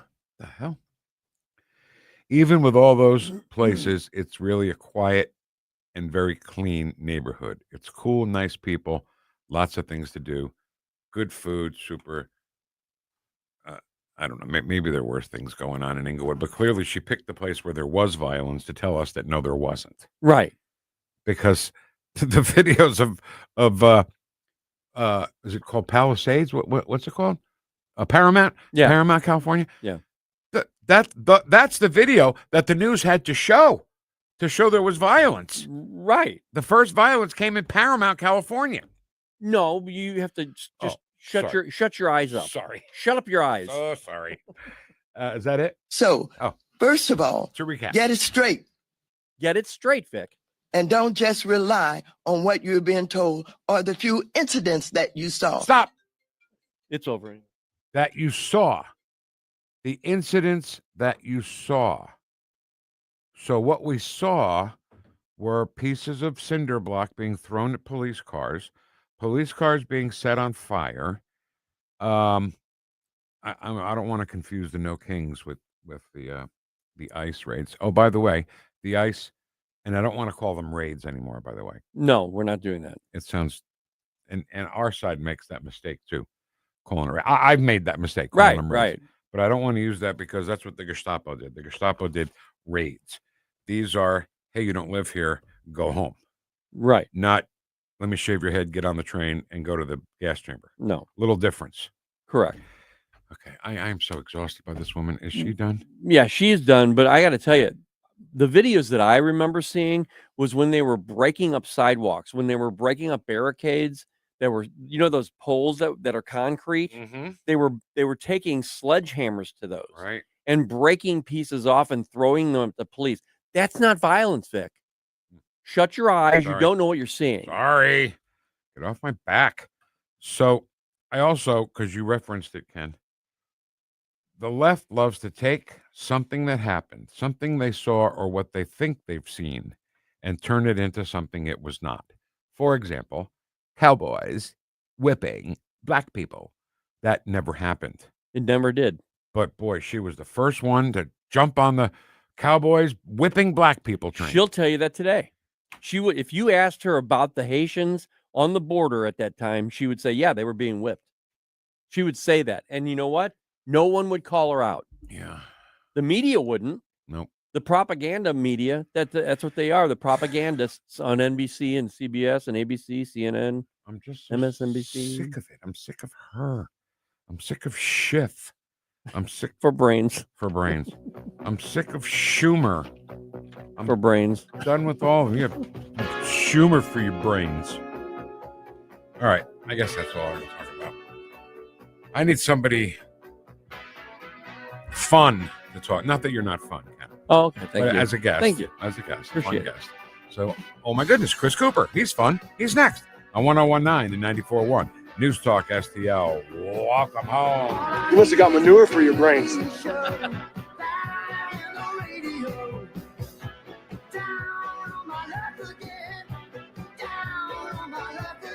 You're listening to the Vic Porcelli Show. Prominent leaders are leaders. Breathe oxygen under the rocks it's hiding in. On News Talk STL.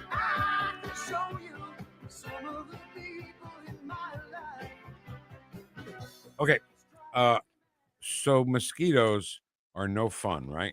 And we can't rely. Ken, this paper is driving me crazy here. Yeah, I don't know what you're doing. It's just making me nuts. So, mosquitoes, you're in the backyard and you're hanging out with your wife, and then the mosquito goes and lands on her arm, and then she yells at you like you're the mosquito, right? And depending upon how much you've had to drink, sometimes the mosquito just gets too drunk and you can get it, but you can't rely on that system. That's not a very good system. The good system is to call Mosquito Joe, because they will once and for all get rid of all those mosquitoes in your yard. You don't have to slap each other around at home there. Honey, don't move. There's one right on your face. There's a mosquito right on your face. Missed it. Sorry. So if you're playing ball with the kids, cooking that with friends. Is there anything more embarrassing, Ken, than if you invite the neighbors over because you're going to barbecue and then they're all getting bit by mosquitoes? They'll never come back. And we've got 4th of July coming up, and I know we're having a celebration. I'd like to get them out there before that. So your neighbors don't get all bitten up. Right. Nobody wants that. So here's what you do. Go to mosquitojoe.com or call 855-ASK-A-JOE to get more information and a free quote. With Mosquito Joe, outside is fun again. All the information I need on the drive to work. Mike Ferguson in the morning. We keep it on throughout the day, whether it's local, national, or something big that's happening overseas. News, analysis, and opinion. St. Louis is #1 for conservative talk. NewstalkSTL. Concerned about the condition of your windows driving up your energy bills? I was too. Until I called STL Windows and Doors. Call today for your free in-home estimate and start saving tomorrow. 314-277-5952 or stlwindowsanddoors.com. Springtime in St. Louis means one thing. That's right. Golf is back, baby. Sugar Creek Golf Course is located in High Ridge, just 10 minutes from 270 and Gravois. To book your tee time or to learn more about the special event and banquet facilities, simply visit sugarcreekgolfcourse.com. Hungry for the best steak you'll ever have? Head to the heart of Moscow Mills and discover Harry J's, a local landmark and family-owned steakhouse, serving up excellence since '98. From mouth-watering appetizers to decadent desserts, Harry J's has something for everyone. Enjoy our extensive bar selection while soaking in our friendly family atmosphere. Whether dine-in or carry-out, your meal is prepared to perfection. Make the drive to 300 Main Street and treat yourself to a taste of Moscow Mills' finest. Harry J's, more than a steakhouse. We're a tradition. Jeffco Patriot Radio. Hey guys, I don't know about you, but I love learning about national and international issues here on News Talk STL. But do you know what's going on in your neck of the woods, your city, your county, and its politics? If you live in Jefferson County and want to know more about what's happening locally, join Speaker Tim Jones and me, Councilman Billy Crow, as we dive into all things Jefferson County on Sundays at high noon on Jeffco Patriot Radio. Jeffco Patriot Radio. On News Talk STL. Fox News commentary. A California lawmaker thinks he can dictate what federal agents wear. I'm Tommy Lahren. More next. Sponsored by AxeCap Ventures. America, listen up. Gold prices are breaking records. With inflation raging and central banks hoarding, every American should own gold. And like President Trump said, whoever holds the gold makes the rules. AxeCap Ventures owns one of Nevada's largest undeveloped gold deposits and trades for pennies on the dollar. This could be your way to ride the gold boom. AxeCap trades under GARLF on the OTC. Visit axecapventures.ca today. Lawmaker Scott Wiener is pushing the so-called No Secret Police Act, which has no teeth because California or any other state has no authority or jurisdiction to regulate what federal agents wear or do. But even so, it's an attempt to ban local, state, and federal law enforcement from covering their faces when interacting with the public. Wiener believes law enforcement shouldn't be allowed to protect their identity, but has yet to say anything about the mass rioters who are destroying LA. Side note, Wiener was a big mask guy when it came to COVID and lambasted those who dared to go maskless. You know, ICE agents and other law enforcement aren't hiding their faces because they're ashamed of what they're doing. They hide their faces because leftists dox them, threaten their families, put targets on their backs simply for doing their jobs and upholding and enforcing the law. Either way, Wiener's act has no impact because he has no say in what federal agents wear or don't wear. I'm Tommy Lahren. This hour, The Vic Porcelli Show, brought to you by Proctor Drapery Blinds and Shutters. Proctor, spelled like doctor. ProctorDrapery.com.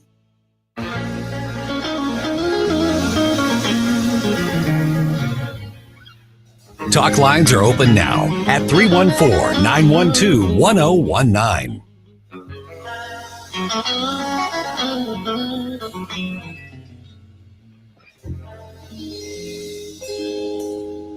Woosh, woosh.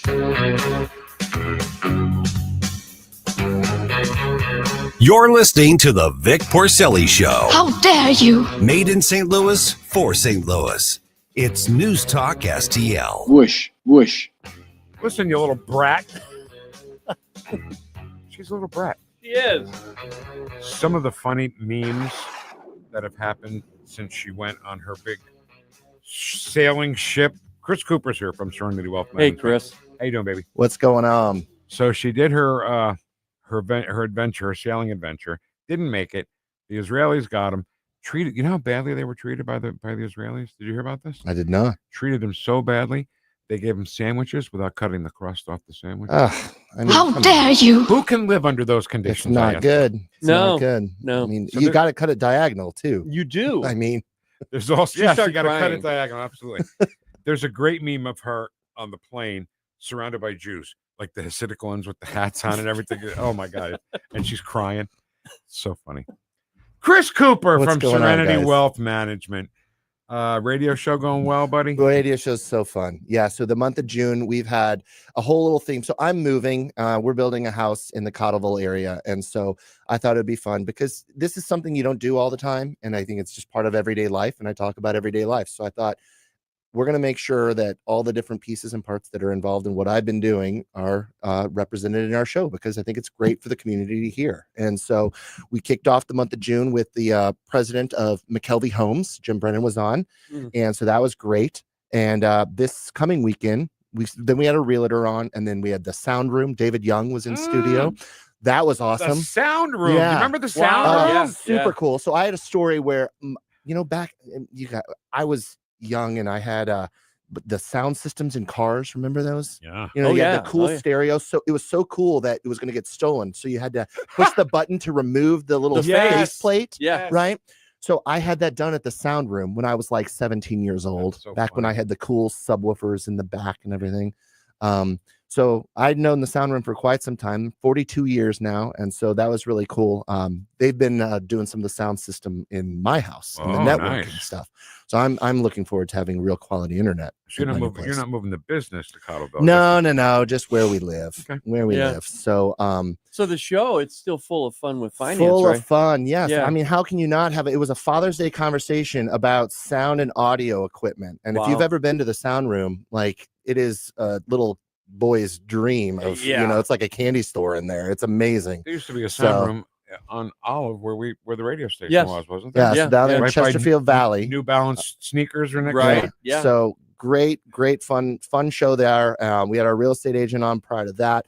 This coming weekend, we have somebody that NewstalkSTL is very familiar with, which is Mr. Proctor. Oh, spelled like doctor. Spelled like doctor. So Yeah. talking about draperies, blinds, and he's doing our shutters in our new home. And Stacy's looking forward to it because she got the draperies that she's really been wanting to have. And she thought that was like a have to have. I'm like, really? Why do we need draperies? But, Proctor told me, and they look really good. If you want sausage and peppers, you better say yes. Yeah, Stacey. It's exactly that's what we right. need. Well, I mean, we need that. Draperies was on my list. I'm curious what's Got on the Vic list for the sausage and peppers. So that doesn't come free. I'm so stupid because I can't predict what technology is going to do. Of course, you can just have a banger, remote and open the blinds. They just open themselves. Of course. Makes sense.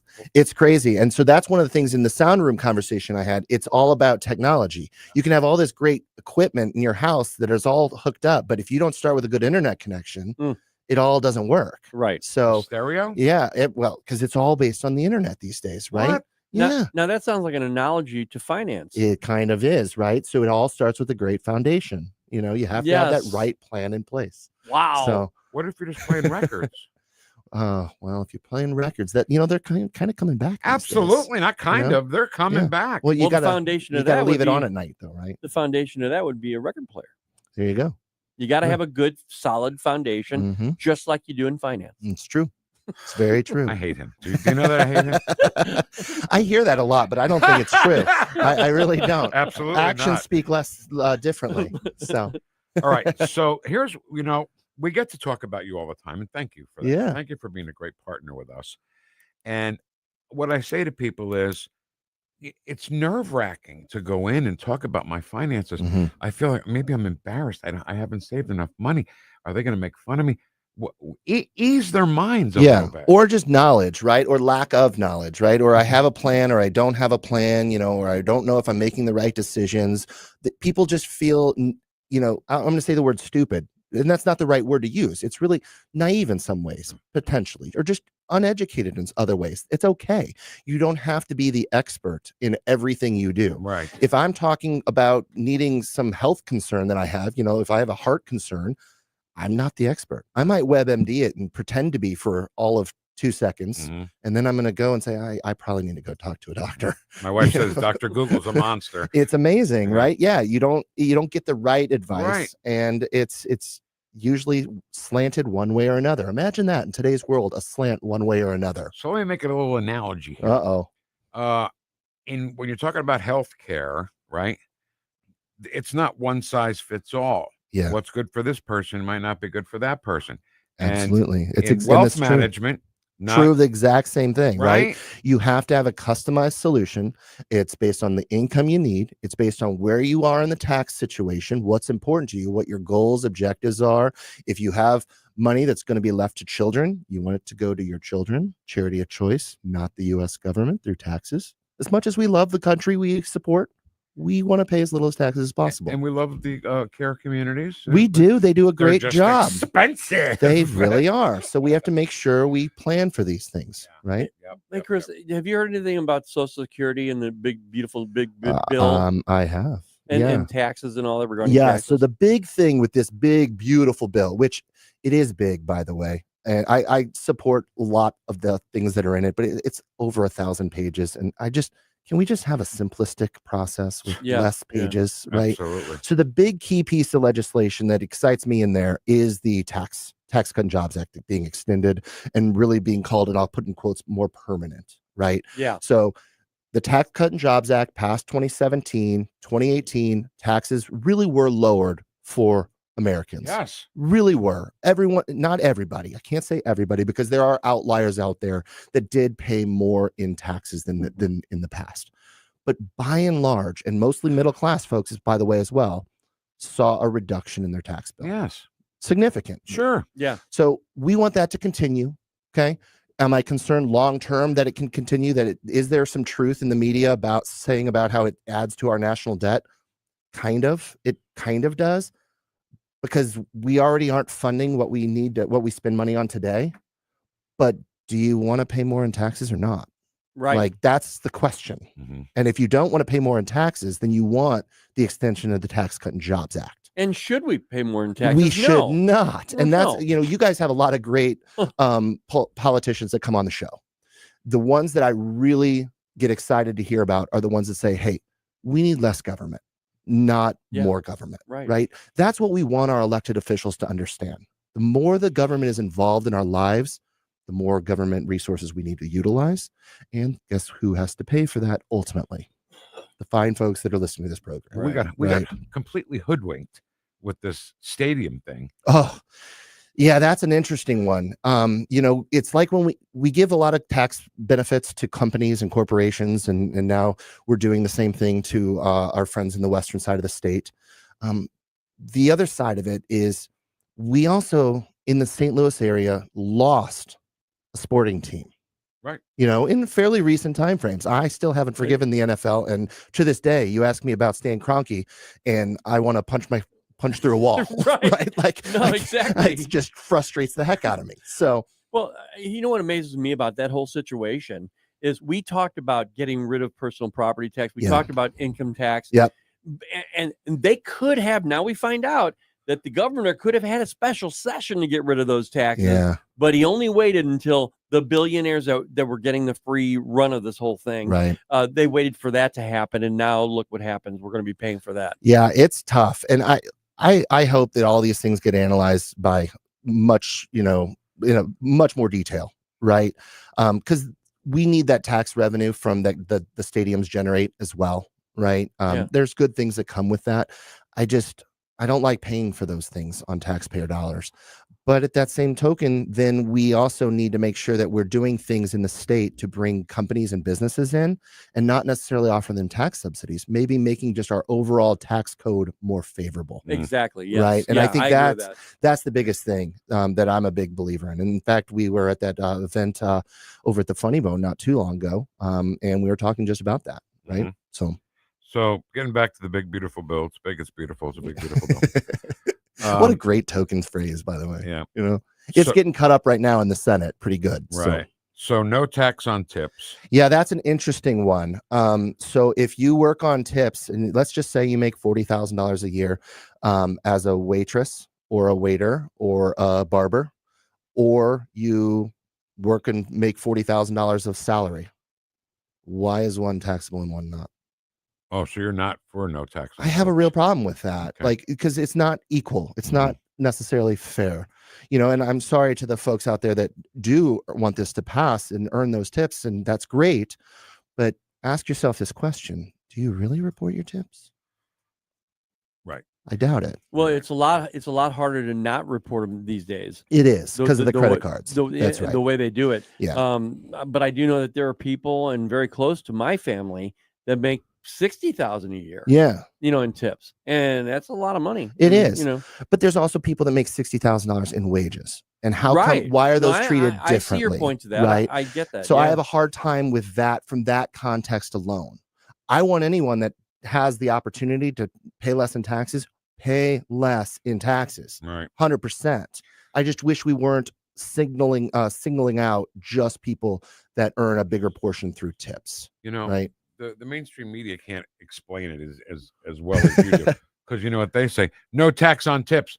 That's just to help Trump's billionaire buddies. Oh, somehow, yeah, because they make a lot of tips. Yeah, we did. Yeah, they pay a lot of tips out. Yeah, they do. Yes. Jessica and I did DoorDash the other night. One of Trump's billionaire buddies brought the food. I'm sure, absolutely, right? Yeah, I was excited. So it's interesting. If you read the fine print, you still have to report all tips, and then it's a deduction that you're able to get for a maximum of $25,000 a year. Right. So it's not exactly what it's all caught up to be on the campaign trail. You always got to read the fine print in these kind of things. Well, what excited me about that whole thing was just that there were tips there were taxes that were being lowered. That's what I agree. Fell for, 100%. But I agree with you now that let's all get a deduction. That's my biggest challenge there. When we say no tax on tips, it's like, well, why are we stopping there? Starting there, 100%. But that's not fair to other folks as well. Now they should be lobbying with their folks to say, hey, can you pay me in tips instead? Right. And we're already tipped out, right? Like everyone, hey, and you flip the card reader over and you go, hey, here's a few questions to answer. I'm like, dude, I just picked up my food. Like, why do I have to give a tip for this? Like, right. David Stokes would be so behind your argument there. It's an interesting way to think about it. Do I want everyone to pay less in taxes? 100%. If you have this option, do it. All right, but we're running out of time. Sorry. No, yeah. When I was on your show, that was a long time ago. Are you saying you need an invitation back? No, yeah. Right. But my point is, we were just talking about stuff, and then the next thing I know, I walked out of there with the knowledge of, hey, don't take Social Security too early. Make sure you wait. Yeah. I've waited till full retirement age. It's good for you. And I'm collecting Social Security. Well done, Vic. Look at you making good adult decisions. With your help, because I'm not an adult and you are. When's the show on? Sunday mornings, 9 a.m. NewstalkSTL. You can also check it out on Serenity Wealth now. Perfect. Always great to see you, my friend. Yes. Enjoy the show, guys. I'll say so. We say hi. And coming up next, Vic for Vets, another veteran we're going to honor and celebrate in our daily tribute to people who have served this country on 101.9 and 94.1 News Talk STL. Woosh, woosh. Summer is here, and that means it's time to gear up at Whistle Pig Outdoors on Main in Troy. Mike Ferguson here for my friends at Whistle Pig Outdoors, family owned and operated by hunters who know their stuff. Beat the heat with premium Costa sunglasses and American-made Grizzly coolers that keep everything ice cold. Upgrade your bow at their full-service archery shop. Expert technician on staff for Hoyt and Bear bows. Call 636-775-1110 or visit Main Street in Troy. Whistle Pig Outdoors, your year-round outdoor headquarters. Hi, Kirk Hilsinger here, and I'm the new chairman of the St. Louis Republican Central Committee. I invite you to our meetings that take place the first Thursday of every month at 3710 Hampton Avenue. You can stay connected with us to learn more about how you can get involved, make your voice heard, and contribute to our shared goals. Together, we can make a difference in the city of St. Louis and the state of Missouri. For more info, visit our new website at stl-gop.com. That's stl-gop.com. Paid for by St. Louis City Republican PAC. Curtis Farber, Treasurer. Tired of floors that don't stand up to real life? Hometown Floors has the solution. With 40 years of experience, they know floors. 100% made in the USA. Luxury vinyl, laminate carpet, pet-friendly, and built to last. Free and home estimates, professional installation, and satisfaction guaranteed. Hometown Floors, making small business great again. Check us out at hometownfloorsonline.com. Hey, Jamie Allman here for my good friend Harry Parker and the ultimate seafood dining experience at Gulf Shores, GulfShoresRestaurantandGrill.com. Gulf Shores offering a unique dining experience with a vast, mouth-watering menu of all of your favorite delicious dishes, something for everyone's taste or palate. 3 convenient locations, Edwardville, Creve Coeur, and St. Peter's. Dine in, carry out. They've got a food truck, too. Friendly staff looking forward to seeing you, making your dining experience one you will remember. Gulf Shores, restaurantandgrill.com. KLGY HD3 Clay, K270BW Belfast, KNBS Bowling Green. This is News Talk STL at 1019, 94.1, and always streaming at NewstalkSTL.com. Breaking news this hour from townhall.com. I'm John Scott. Iran's supreme leader has rejected U.S. calls for surrender amid Israeli strikes against its nuclear facilities and military hierarchy. He warns that any military involvement by the Americans would cause irreparable damage in retaliation. BBC correspondent Saivish Ardalan says Ayatollah Ali Khamenei had a twofold message. Iran will withstand against an imposed war the same way it will withstand against an imposed peace. And the second line was about U.S. involvement. Should the U.S. get involved, there will be irreparable damage, not necessarily to the U.S. The wording is irreparable damage. So it could be Iran's reaction anywhere in the region. On another battlefront, Russia attacked multiple cities across Ukraine. During a meeting with Canadian Prime Minister Mark Carney at the G7 summit, Ukrainian President Zelensky says the Russian attack on Kyiv was terrifying. Our families had a very difficult night. One of the biggest attacks from the very beginning of this war. 440 Shaheeds, Iranian drones, and 32 missiles. The death toll from the attack at 28. Also at townhall.com, LA Mayor Karen Bass has lifted a curfew for downtown Los Angeles. Her announcement comes after she first imposed that curfew June the 10th in response to clashes with police and vandalism amid protest against President Trump's immigration crackdown in the city. Local business owner Matthew Glazer says he thinks it may be some time before people return to downtown. I think it's going to take a while to convince people that downtown's okay again. And that's, is that a couple weeks? Is that a month? Is that months? Who knows? And the Supreme Court has upheld Tennessee's ban on gender-affirming care for transgender minors. More at townhall.com. Mike Gallagher here, host of the Mike Gallagher Show. If you know me, you know I only put my name behind people and companies I trust. When it comes to mortgages, I trust Mike and Brian at Fellowship Home Loans. They're not just friends. They've done loans for me, my family. I've seen firsthand how they treat every client like their family. And these days, that personal touch really matters. With the cost of everything up, you might be looking for ways to free up cash. Maybe you're thinking about a cash-out refi or HELOC to finish some home projects, consolidate debt, or just get ahead financially. Fellowship is a full-service direct lender, not a broker. They cut out the middleman. That means faster decisions, fewer fees, and less stress. Whether you're buying your first home, downsizing, or refinancing to get some breathing room, they'll tailor fit the loan to your life. Get started at fellowshiphomeloans.com/Mike G. fellowshiphomeloans.com/Mike G. Or call 800-510-MIKE, 800-510-6453. Fellowship Home Loans, mortgage lending by the book. Nationwide Mortgage Bankers, DBA Fellowship Home Loans, Equal Housing Lender, NMLS number 819382. This hour of News Talk STL is brought to you by Stifel, serving investors for over 130 years. Contact your Stifel financial advisor at stifel.com. That's STIFEL.com. Hey, want to amaze your friends when they visit? They'll be impressed when they see your custom-made draperies, blinds, or shutters. Michael Proctor will personally help you select the correct colors to truly showcase your home. Then he will actually design, personally install everything. No overhead markup. That's going to save you money on draperies, blinds, or shutters. Call for an appointment at your home. Spell Proctor like doctor. Attention off-road enthusiasts. Iron Bear Customs has the strongest bumpers on the planet. Plus, brush guards, lift kits, and custom cages for all vehicles. Visit ironbearcustoms.com and mention NewstalkSTL for 10% off. Iron Bear Customs, built tough for the toughest terrain. Discover Patriot Powder Coating, your family-owned specialist in Pacific. From small jobs to big projects, we got you covered. Visit our showroom or call 636-551-0377. Mention NewstalkSTL for 10% off. To our brave police officers and first responders, we say thank you for risking your lives to protect us. To all the incredible volunteers who've joined hands with the David Dorn Foundation to raise funds for equipment and services, we extend our heartfelt gratitude. We stand strong with our volunteers who give their time, talent, and dedication as a shield of support for those who rush into danger. The David Dorn Foundation gives a big thank you from our heart to yours. Visit dornfoundation.com and join as a volunteer.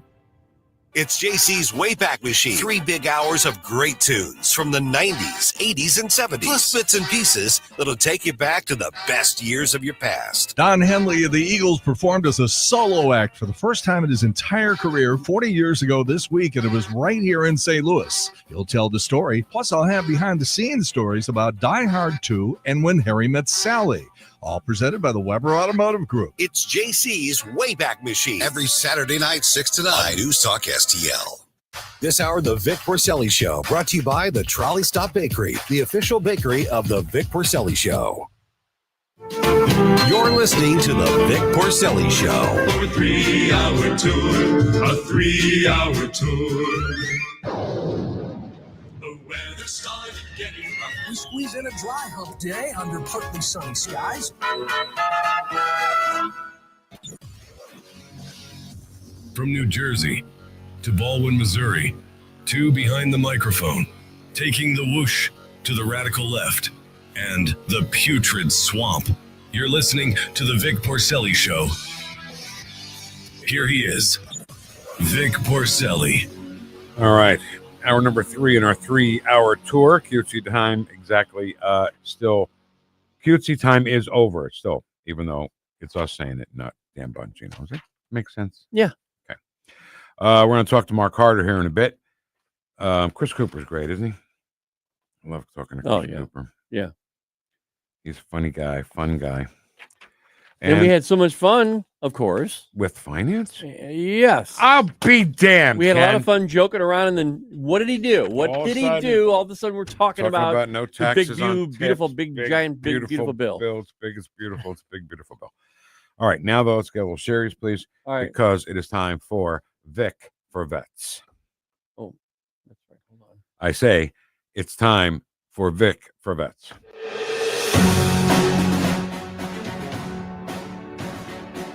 Today, our veteran is Sergeant Major Harris, E9, submitted by Janice Craig. Very, very good Vic head. My son is an Army veteran. He is Sergeant Major Harris, E9. 1989 to 2015, he served in Desert Storm and Afghanistan. But Desert Storm wasn't enough. Reloaded and went to Afghanistan. Wow, yeah. Operation Iraqi Freedom. He received 3 Bronze Stars, 3 Meritorious Service Medals, Ranger Airborne Wings, Expert Infantry, and currently living the good life in Arkansas, giving this mom a rest. Well, you know what? Love to hear that. He's not just a guy. He's not just a vet, not just somebody who served. He's a hero, Ken. Yeah. This is what America is all about. I have 4 uncles that were in the Army. Holy cow. Yeah. They enlisted in World War II. My grandmother was proud and sad because she had 4 sons in war at the same time. Their names were Donald, Raymond, Kenneth, and Robert McCracken. 2 of the sons met up in Hawaii at the end of the war. All came home safely. Yay. That's so good to hear. And she says, thanks for doing this, Vic and Ken. You bet. Couldn't do it without the support of DG Firearms, Patriot Heating and Cooling, and Best Buy Flooring. And, you know, honoring people who, you know, get pushed aside. America's so screwed up right now. And the things that we do celebrate for a whole month and the things we don't celebrate for a whole month. Right. So everybody says, why don't veterans get a whole month? Guess what? They get a whole month. They do. On Vic for Vets every day at 11:05. And then, Ken, I believe we're going to do this once a week after July. Yes, sir. And how do they do that? they can send the information to me, Ken at NewstalkSTL.com, their name, their rank, their branch of service, of course, and then any story. I mean, some of these stories are pretty incredible, and you're reading them. And so don't worry about the length. We'll take care of all that. Just send it out at Ken at NewstalkSTL.com. Ken, we've talked about people currently serving to all the way back to the Civil War. Oh, no. Wait till I think it might be within the next few days. Yeah. A Revolutionary War. No way. Relative, yes. Wow. Documented relative. That's unbelievable. We had an army before we had a country. I know I said that a lot this week, but it's true. Yeah. We've had an army before we had a country. And like you said, it's so obvious, but Yep.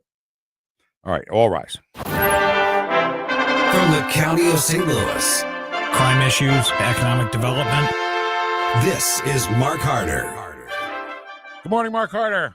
Hey, Vic and Ken, how are you? Good. How you doing? Hey, everybody all fired up today? Oh, pretty much. Yeah. Pretty much every day, though, Mark. Great veteran stories all the time. Doesn't take much to fire us up, that's for sure. That's right. All right, so I know I start with this all the time, Mark, and I'm sorry, but the shelter. What's the deal with the shelter? Well, that's the story of the day. Last week, when we were talking last week, we had a meeting last Thursday, and we had all the people that we subpoenaed to come in and talk about the dog shelter. So we had subpoenaed 11 people that were anywhere touching that dog shelter, ex-employees, current employees, volunteers, and so on. And they came Thursday, and we had about all 3 11. hour. All 11. All 11 came, including the vet that left. Yes. Okay. Yes, and they were represented somehow. Some of them were on video. Some of them were there. Okay. So they were represented. Yes, they came. They only got through about five to six of the 11. So they're going to have another meeting coming up on June 26th at 3:30, and at that meeting, hopefully they'll try to finish up on the rest of the witnesses and come up with some kind of conclusion out of this. So that shelter is still empty? No, it's working shelter. It's still there. I mean, we're still unlicensed. So, is that okay? Well, probably not. But that's the way we have to do it because we've got about 200 dogs there right now. Yeah, the other choice. Those dogs would be on the street. Yeah. So we're constantly picking them up, and then in the meantime, our illustrious county executive put out, a press release saying, "Oh, I'm gonna advocate for $17 million and we'll build a new dog shelter." And I texted him back. I said, "You got to be kidding." Yeah. I said, Didn't you even listen to this meeting?" I said on text. I said, we don't have a building problem. We have a people problem. Right. The people that work there weren't doing the right things, and we've had a horrible time of hiring the right people in those positions. And so if we can get the people issues taken care of, the dogs will be fine. So the dogs are pretty resilient. The people are what the problem is at this shelter. So I thought I heard you say there's 200 dogs there at any one time. Yeah. Sometimes more. Mark, I'm not wishing anything bad on any dog, trust me.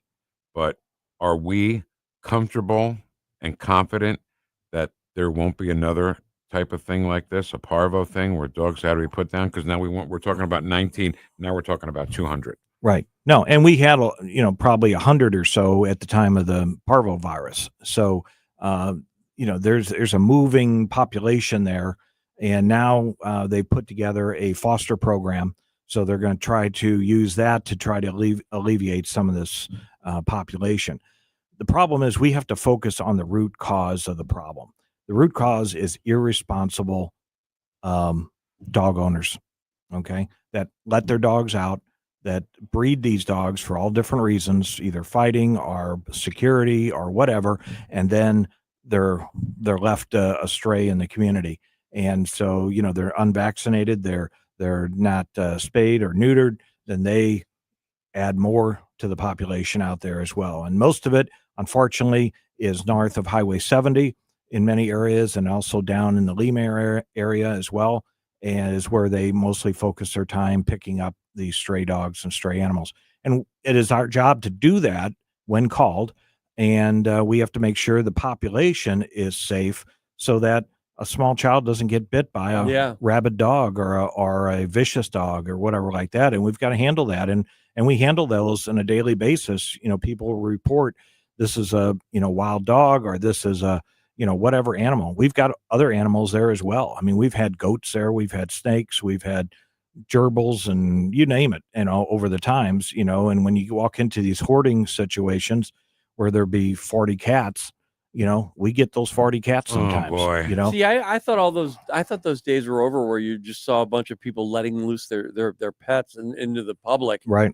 But I guess not. No. I mean, I don't know. No, there isn't. And that's where we mostly pick up these strays, and then we've got to check them out, make sure they're not vicious, make sure they're not sick, if they've been hurt, if they've been hit by a car or whatever, these are the things that gets reported to our health department. The vision you always get about abandoned dogs is the person drives onto this remote road, opens the door, the dog gets out, and then the guy just drives away. Right. I mean, are you seeing that? How could a human do that, by the way? Exactly. I know. Exactly. I don't know if we see that, but there's a where people either purposely or accidentally leave their yard, gate open. The dogs get out. They meet up with other dogs in the neighborhood and have a party and poker game, poker game, and so on, and then nature takes over, and so you now have packs of dogs in some neighborhoods they're running, stray in those areas. All right, so look, we have 3 dogs, and we have a yard that's not. We didn't fence any of the yard. The people on this side, they put up a fence. People behind us did, and then that's it. The other side and the side of the house is no fence. And Chino, he can't be away from human contact for more than 30 seconds, or he freaks out. So he goes and he pees. He runs right back in again. Phantom can barely walk, much less run away. And Sally is it's not an electric fence. It's a little banger that I hold in my hand, and you just give it. We rarely shock it. It's like a beep and then a rumble, and then we say no, and she comes right back. Right. So it's okay to let your dog out if you know what you're doing. Right. Right. But it sounds to me like these are people that are up to something else. Could be, or they're, like I say, they're just not a responsible dog owner, and so they do what they do. Sally likes these big bones. They stink. God, they stink, but she loves them. And okay, we're waiting for and chicken feet. Jessica buys chicken feet, real chicken feet. Ooh. And they love the chicken feet. So we ran out of chicken feet. Oh my God. So Sally's like, I'm like, the chicken feet comes tomorrow. And she puts her paws up on me, and I'm like, I'm sorry. When was treat time at the shelter you were in? When was treat time? She's so spoiled. I can't stand it. Right. I can't stand it. I love her. Well, But anyway, and the other issue too is if we keep these animals too long, there's conditions, mental conditions, and behavioral conditions that come to play. And so we've got to have people, volunteers, and we love our volunteers, and we need more volunteers to come and help walk these dogs, get them out of the shelter for a while, or out of their cages, give them fresh air, let them run around, play with treats or whatever it may be, and try to get these people out. But we need to get out of the adoption business, in my opinion. We'll do what we're supposed to do, but we've got to get these out, and we've got to get partners out in the community to either foster these pets or to get them into other types of adoption centers. We have listeners like Shelly, and then there's a lady named Kim that are foster parents. They foster animals, pets all the time. Where should people contact if they want to be a foster parent? Right. Well, what you need to do is call the our St. Louis shelter, St. Louis County shelter. It's over in Overland area, and talk to one of the folks over there and see how you fit in to be a foster parent. And I'm sure there's paperwork to fill out, that kind of thing, and get some training and sign up. But we need foster parents. Yeah. We fostered a couple of dogs years ago, 20 years ago. They were just little guys, and the cats used to beat the crap out of these dogs. They used to have wrestling matches. Dogs lost everyone. I swear to God. So just tell people out there, June 26th, 3:30 in Clayton, we'll have the remaining hearing, talk to some of these other people. I think the smoking gun is going to be some of the folks that we'll be talking to on the 26th.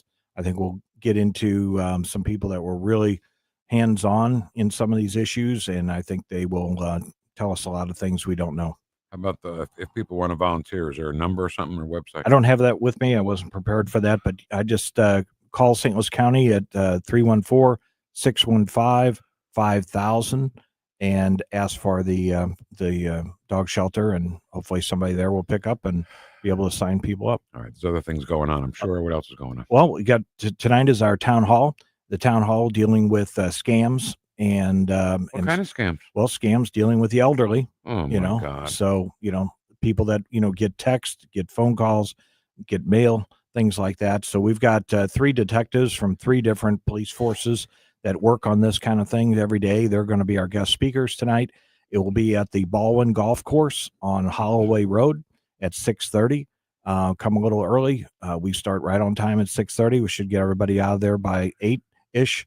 And please come and learn about these scams and be able to protect people in your family, your neighbor, and so on, including yourself, because there's a lot of things out there and they really look convincing. Yeah. And you gotta pay attention, else you're gonna get scammed. That's a big deal right now. My daughter, she got this notice saying that she's going to be put in jail if she didn't pay the ticket. Right. I got one of those yesterday. And my daughter calls me and she said, "Should I respond?" No, Ab. Right.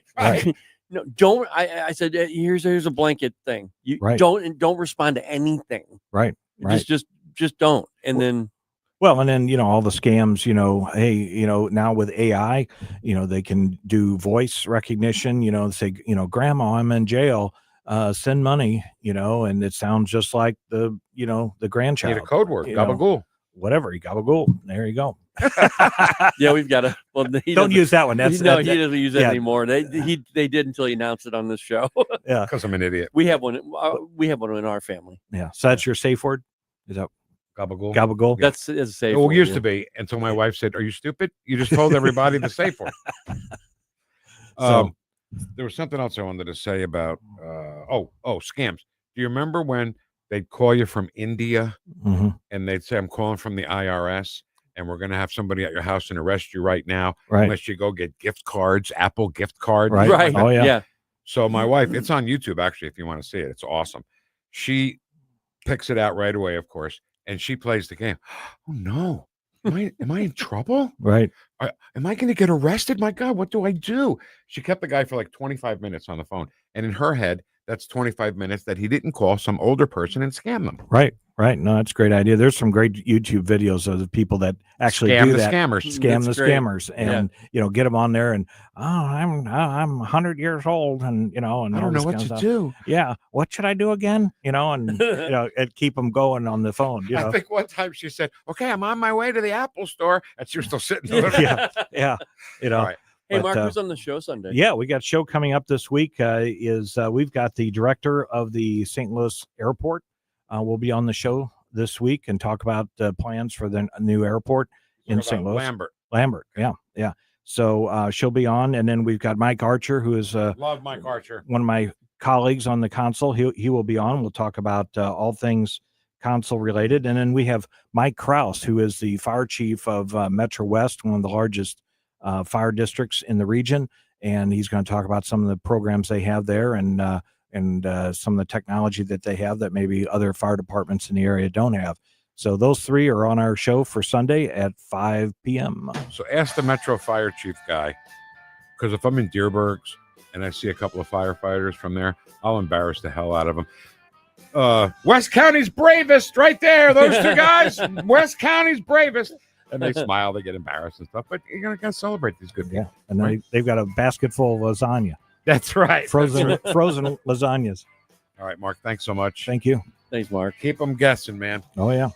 All right, I've got the chat box coming up. Any complaints about the chat box? Oh, I have complaints about the chat box. Oh, do you really? Oh, yeah. Wow. Yesterday. Okay, hi, Ken. How you doing, Ken? Hey, Ken. Let's see what happens. That's coming up at 11:41. 1019 94.1 News Talk STL.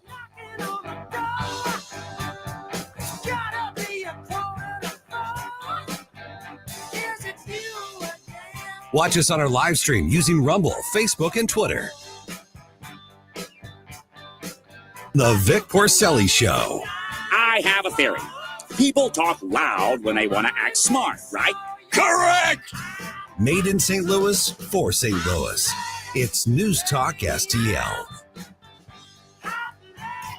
Hey, thank you very much for taking my call. News, analysis, opinion. Yes, I just want you to know what a breath of fresh air you people are. 1019 and 94.1 News Talk STL. If you're considering an annuity as part of your retirement plan, we need to talk. Hi, I'm Bob Stockdale, Senior Vice President Investments with the ClearPath Wealth Management Group at Stifel and host of On the Money Saturday mornings at 9 on News Talk STL 1019. Annuities can be a useful tool for some retirement investors, but not all annuities are created equal. Every week, we meet clients who own complex annuities that don't suit their needs and, in some cases, actively undermine their retirement plan. Before you purchase an annuity, get a second opinion from the ClearPath Wealth Management Group at Stifel. Requesting a consultation is free of charge. To request a free consultation, contact us at clearpathinvesting.com. That's clearpathinvesting.com, or call us at 636-695-2650. That's clearpathinvesting.com or 636-695-2650. Stifel Nicholas and Company Incorporated, member NYSE and SIPC. Hey folks, Jamie Allman here. Exciting things are happening at the Hideout in High Ridge, famous for the Sunset Patio, 4 big screen TVs, live music and events, and of course, the wings. The Hideout now has a brand new menu featuring handcrafted burgers and new items like their signature sunset dip and Dave's Chili. And now a second location, the Hideout at Sugar Creek Golf Course in High Ridge, featuring great event space. You can stop by for lunch or dinner. The new 2025 Hideout and the new Hideout at Sugar Creek Golf Course. We'll see you there. Planning your next adventure? Head to L&LEE Clothing Store in Wentzville and gear up for less. Whether you're hitting the beach or the slopes, we've got you covered at prices that won't break the bank. Find us at 12680 Veterans Memorial Parkway, just west of Highway A off I-70. We're open Tuesday through Saturday, 10 a.m. to 6 p.m. L&LEE Clothing Store, where adventure meets affordability. Stop by today and discover the bargains waiting for you. News, analysis, opinion. Federal agents are being attacked in the city of Los Angeles. We like to get more people involved. We're not going to let our country be torn apart. 1019 and 94.1 News Talk STL.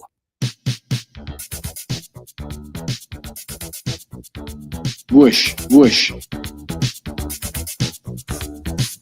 Talk lines are open now at 314-912-1019. You're listening to the Vic Porcelli Show. Oh, the erection is storm for Capitol Hill Patriots. Made in St. Louis for St. Louis. It's News Talk STL. I'm at the gym minding my own business. This older white guy comes up to me, pointing to my shirt, and said, "Let me talk to you real quick." So I walk over there. I'm like, "What's up, man?" He said, "You shouldn't be wearing that shirt right now. You're going to offend a lot of people."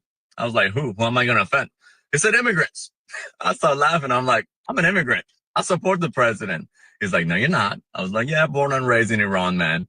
He gets all confused and he's like, "Well, how about the soldiers, military's being deployed to target protesters?" I was like, "I like law and order too. I like stores that are not looted. I like taxi cabs that are not burned. I don't know about you. I support him on that." And he's like, "Well, a lot of people in the military don't. They're speaking out. They're walking away." And I was like, "Well, guess what, man? I'm a veteran too. And the first thing they teach you in the military that you obey the chain of command. And guess who's at the top of that chain? It's the commander in chief, the president of the United States." So I told him this: if you are talking about immigrants, you're wrong. You're talking about illegal immigrants. I spent 3 years in a refugee camp in Turkey, waited my turn with no source of education, no source of income, because we knew what was on the other side. I mean, when we got here, we didn't raise the Iranian flag. We raised the American flag and the Texas flag, and we still do today. Love it. Love it. Love it. And the Texas flag. And the Texas flag, I yeah. love it. And So- that's the big thing, Vic, is that, you know, when you're illegal, there's a big difference there. They always say, well, we're a nation. This is a big thing about Democrats. They'll say this every single time, and this is how you can come back at them. Simple, very simple. They say, well, this country was founded on immigrants. I mean, yes, legal immigrants. There's a big difference there. Well, that's strategy. That's their strategy. Yeah. They don't say illegal. They say immigrants. Right. And if they were smart, they would say, you know, this country was built on legal immigrants. And then, everybody would be in agreement. Right. When they just say immigrants, they don't leave words off for nothing. They don't add words for nothing. Right. They know the little adjectives to throw in there to They're fool you. experts. They're experts at it. Yeah. So God bless this guy, born in Iran, came here, became a citizen. He's got his Trump shirt on, and some old fart leftist at the gym is giving him problems. And you know, it's really simple. If this man didn't have the Trump shirt on and he was a Democrat, okay, but he did it legally. This is the big deal. And this is the thing that Democrats, the narrative, again, Vic, they try to create the narrative that Republicans and conservatives in particular and MAGA don't like immigrants. We love immigrants. Of course. This country was founded on immigrant. My grandfather was an immigrant. Let me tell you something. I'm sorry. I was done. That's fine. When people come here to this country, like I spent a lot of time, not a lot of time. My first job where I got paid at a radio station was doing what you do, Ken, running the board for a Spanish-speaking station in New York City. And these people, some of them, were bilingual. So already they're a step ahead of me. Right. They know 2 languages. Yeah. That was fun, that station, by the way. I didn't know anything they were saying, but I had fun. Well, you got to tell the story about what happened when you were recording a commercial and you had to replace the audio. Okay. I'll tell the story. Because there are a lot of people who haven't heard that. This is Some a direct order from the boss, Ken Williams. So I got the job at this Spanish-speaking station. Part of the job was doing what Ken does there. The other part of the job is being in the production room and putting together commercials that people would hear on the air. So reel-to-reel tapes, little tiny reel-to-reel tapes with 30 seconds worth of tape on it, not much more. Right. So you'd put that on the reel-to-reel machine. And then we had these things called carts, which they look like 8-track tapes, but they weren't. They kind of the same shape as 8-track tapes. And some of those would have just 30 seconds of tape in it. So what you had to do was hit the record button on the cart machine and then hit the play button on the reel-to-reel machine, and then it plays the spot commercial onto the cart. And then you hit the stop button there. So I think everybody now is familiar with Goya Foods, right? Oh, yeah. Remember the CEO was on Trump's side and everything, right? They tried to boycott him and it only increased the business. That's right. Increased the business of them. So Goya Foods. Okay, so there's 2 parts of the story. Back up a little bit.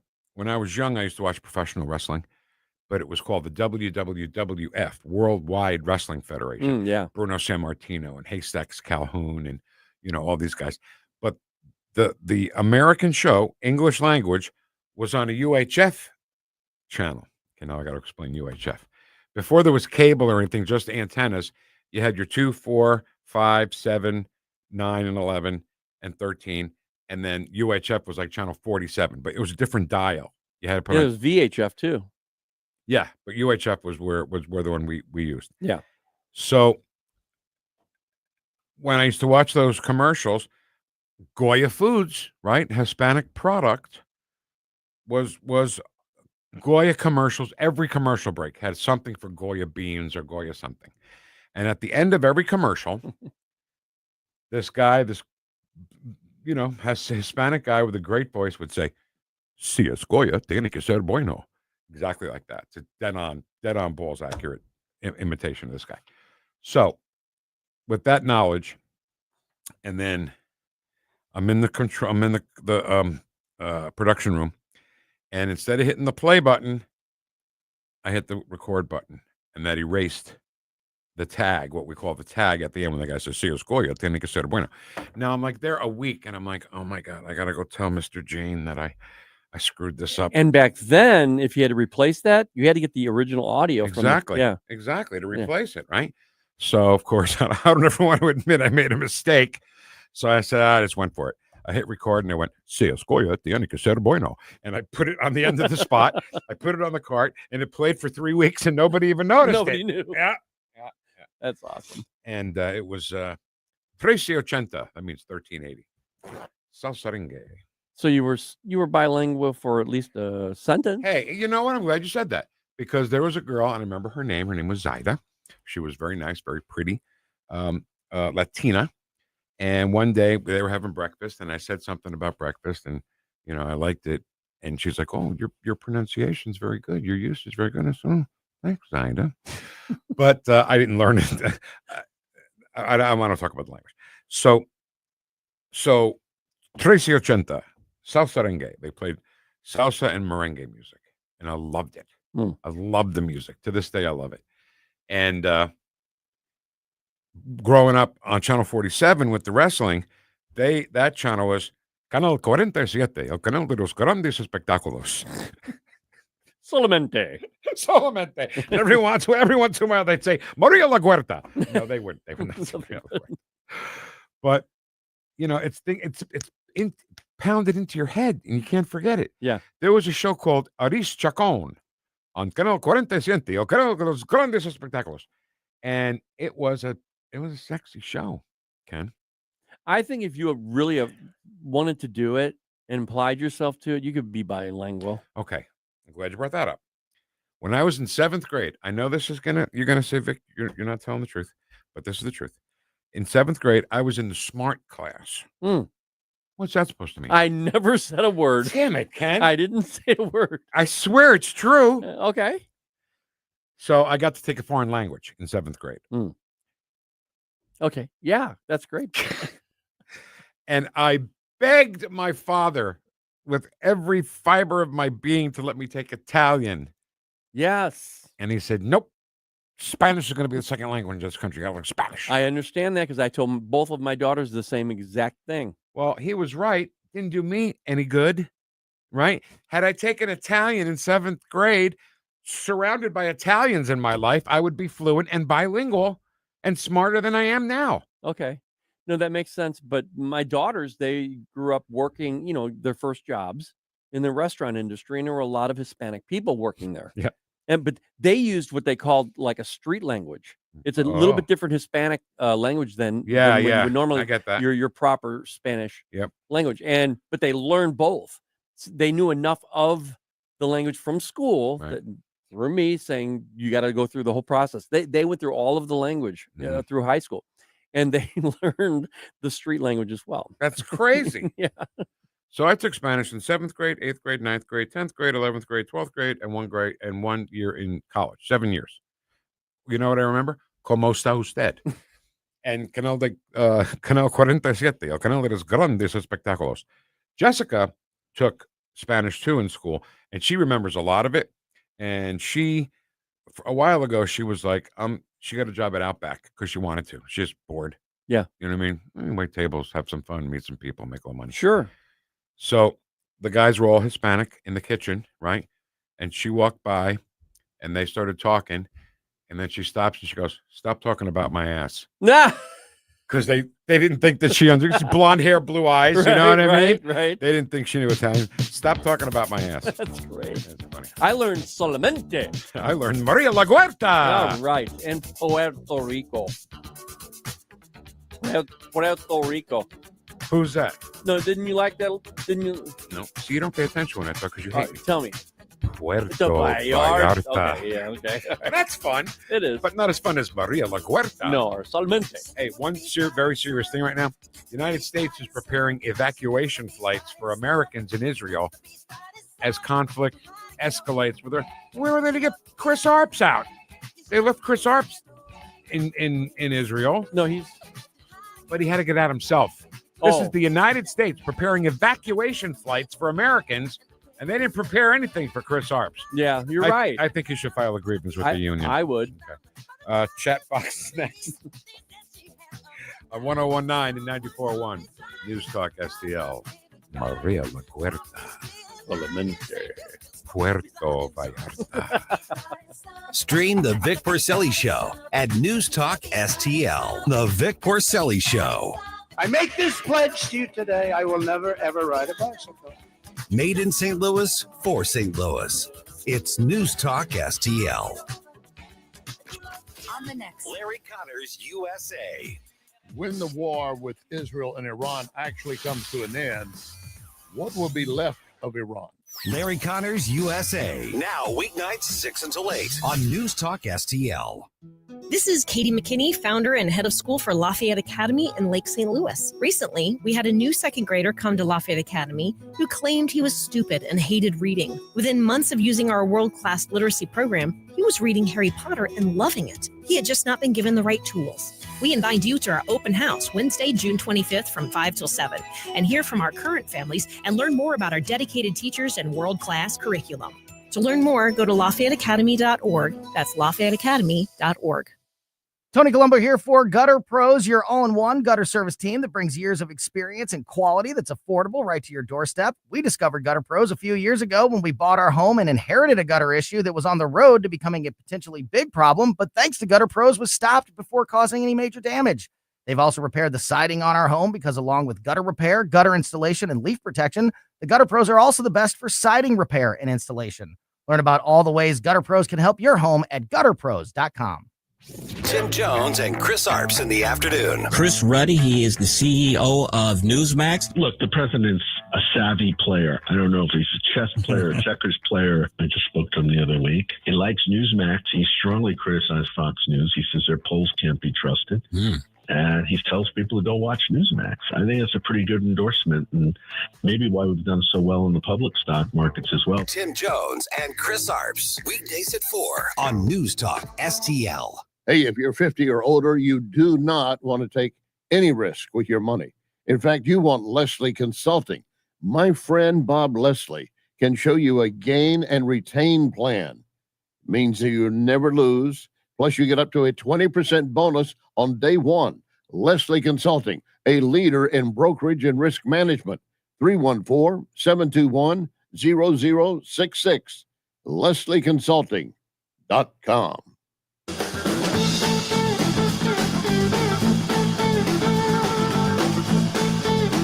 Talk lines are open now at 314-912-1019.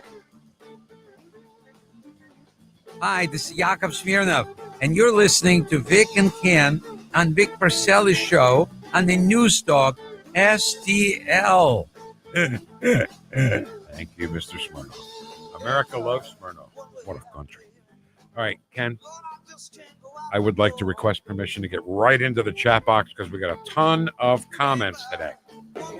And I'm sure they're all, hi, Ken. I don't Ken. No. I Ken. All right, we start with Facebook, if that's okay. Yeah. Tom says, good morning, freedom fighters. Good morning, News Talk STL family and friends. Not the brightest candle in the cake, are they? Come on, man. Talking about you and me? Talking about you and me? Maybe. No. Good morning, freedom fighting Vic head patriots. Good morning, a double whoosh Wednesday. Allison is wishing all a double whoosh Wednesday. Whoosh. Whoosh. And she's got 2 cups of coffee there, one for each whoosh. This I'll sip on some coffee too. Okay, so Kathleen and Allison are having coffee together here. Not really, just in the chat box. Well, remember when we took a drink, maybe that's what they meant. Maybe. When and where is the welcome back Arps party going to be? Yeah, I like that idea. Iranophobia, just like arachnophobia. That's funny. Iraq, spelled Iraq. Arachnophobia, that's great. I can recite the alphabet in English. Ken can do it backwards because he's a show-off. Me do it? No. Okay. Washington Guard is having monthly muster this Saturday, and anyone who'd like to register as guests and find out what are we all about, register as a guest, WashingtonGuard.com. That's our buddy, Colonel Joe Adams, right? And we know that the Washington Guard doesn't mess around. Right. Speaking of things named after people, can you guess what Thomas Crapper invented? Wasn't that in Great Britain? It was the toilet. It was. It's Crapper. GM FFBH, whoosh, whoosh, Wednesday, America. Stand by our man, President Trump. Double whoosh Wednesday to my ultra mega deplorable brothers. That's Speaker Tim Jones. Whoosh, whoosh. Okay, Maxine, the talking cadaver is at it again. Good morning, St. Louis. Recently, I spoke with my financial advisor and asked, what should we invest in? He said, canned goods and ammunition. Oopsie. That's in case of Civil War. How does the big, beautiful bill help seniors with their taxes? there's still a little cutesy time going on, though. I can tell. She's on to us. Yeah. She's on to us. A little bit. Thank you, Sergeant Harris, for your service. A little bit. That was Major Harris that we talked about on Vic for Vets. Yeah. No. Kathleen says no. If the taxpayers' money goes towards that, then we know it's extremely corrupt because there's absolutely not a snowball's chance in hell that taxpayers want to fund any more stuff like this. Don't you cuss on this here radio. It's so sad that our society that we cannot protect our own children and animal owners. I mean, really, if you're going to have pets, first of all, make a commitment to keep it. Can I tell you something? Phantom can barely walk anymore. Yeah. But I'm not putting him down. He can get up. He can go outside. He can beg for a bone. My little Nico, he's having trouble now. You're starting to see age, and he's going to be fine as long as he's not in pain. If he's not in pain, I'm not going to do it. Exactly. But if I start noticing he's in pain, I'm not going to let him go through that. And you're not going to abandon him. No. Okay, that was the whole thing. They dump cats and dogs in rural areas every day. Boils my blood. Mine as well. Vic, just curious. How did your amazing sounding wife end the call with the scammer? That's Allison saying my wife has an amazing voice, and she does. The guy actually ended up hitting on her because she goes, "Why do you do this? So why do you do this? Why do you try to scam people out of their money?" And then they're having a regular conversation, and then he starts hitting on her. So he's trying to scam you too. I wasn't even there. What was going on? So that was how she ended it. Allison. Oh, hi, Ken. Hi, Allison. Oh, hello, Vic. She says, thank you. Hey, how you doing? Me alegro saber que puedo hablar español contigo. Say it with me. Sí, se puede. That was David Sylvester who said that, by the way. Who I guess is bilingual. Another person smarter than me. Well, yeah. What's that supposed to mean? What is that supposed? Well, Jill Biden is bilingual. No. You were like, oh, you're right, Vic. Who could be as stupid as you? I'm trying to deflect. I want to come in and help run the board and grab a little on Listener Appreciation Day. Oh, gab a little. Sorry. I thought you said grab a little. That's a great idea. What, grab a little? No, well, gab a little. Oh. On Either Listener way. Appreciation Day. When is that, Ken? When is that? Okay. I don't know. Maybe we can come up with something. Kathleen says, David Sylvester, don't you cuss on this here radio. Good afternoon, Vic Heads. I just heard you mention Dave Sylvester's a potty mouth anyway. He is. I just heard you mention my son, and I can't tell you how proud I was, and I thank you so much for doing this. I called and told him, and he was pretty thankful. Told me to give you guys a big thanks and a salute. I am not qualified to salute back, but thank you so much. And it's our honor. My daughter's cat has destroyed my house, but I'm not putting her down. I'll just love her up, and until she passes on, or my daughter takes her with her. I told you the story. I go every day when I get home, I walk in the house and the dog's tails are wagging, and I go, okay, let's go in the room for a beating. Time for a beating. Yeah. Let's go. And tails are wagging. They're walking into the family room. All right, let's go. I'm gonna beat you hard, and then they, Ken takes a couple of minutes to beat the dogs every day, so I love it. Was there some kind of problem? Ed Stoit says, is this Facebook on the Rumble chat? What's his problem? I don't know. Rumble I didn't see anything. It says Rumble is identifying as Facebook today in an attempt to go first today at 11:40 chapter. Oh, okay. I pledge allegiance to the flag of the United States of America. No fair taxes, no fair elections. I mean, no peace. No fair tariffs. No peace. Damn it. Sorry, guys. You confused me. Good morning, all you beautiful, mega, ultra patriotic, deplorable. Hi. Good night, everybody. Freedom fighting, God fearing, Vic head, weirdos, whoosh, whoosh. Oh, you did it. That's the Democrat that's making the most sense right now. Is Hi. Good night, everybody. Good night, everybody. 101 National Repeat Day was a few weeks ago. What does that mean? National Repeat Day. Hi. Good night, everybody. I'd shed not one single tear where this douchebag to be killed. What a scumbag piece of stuff. Omar's talking about Ilhan Omar. I don't get her, man. I don't know how she can be representing Americans. She hates America. She does. Every time that woman talks, watch her. Look at her eyes. It's so much can be said about watching someone's eyes. They're always watering, and she looks like she's ready to explode. She just hates this country. And she uses foul language a lot, too. She does. God, Elon, you kiss your brother with that mouth? Yeah. Yeah. I'll sell my favorite pew and send her back to Somalia in a first-class one-way seat. But, that's all it says. All the leftists' DO is project and lie and deceit. There must have been 10 whole hands clapping there. Tens. Oh, that Tens, was, I tell you. That was Schumer? No, No. It was Swallows Well. All right. Okay. Yet another disgusting. Oh, we did it. Hey, Vic, have you checked out Trivago? And then a bunch of teeth. Because I put a picture of the Trivago guy. Yeah. He's got the most enormous teeth. Like he looks like a wild animal. Oh. And he's always smiling real big, showing off his big fake white teeth. Gets on my nerves. Oh. Ken ordering coffee. Venti. Green tea frappuccino. No classic or base sweetener. Soy to the second line. 1 scoop vanilla bean. 1 pump skinny mocha. 4 very heaping scoops of matcha. Now that's a coffee snob. Whoever that is. Do you know in the old days at the diner when you'd order something and then the waitress would use some cool kind of language to tell the person in the back what it was? Oh, you yeah, know? yeah. So on I Love Lucy one time, the Mertzes and the Ricardos went together on a diner. And Ethel and Fred have all the experience, and Lucy and Ricky don't know what they're doing. So some guy goes, give me a hamburger with no onions. And Ethel goes, throw a bowl in the ring and don't cry about it. I just love that stuff. I love that. I went to Starbucks one time. One of the only times I ever went. And I said, I want a large coffee. They said, oh, you mean whatever the large. Grande? Grande? Yeah. I said, yeah, large. Yeah, you mean grande. Okay. The biggest one you got. Okay. They had to, like the last word person. They had to have the last word no matter what. Oh, I hate those people. Grande. I go, yeah, I said large. Yeah, grande. Okay, large. Grande. My first coffee experience in St. Louis was at a Dunkin' Donuts.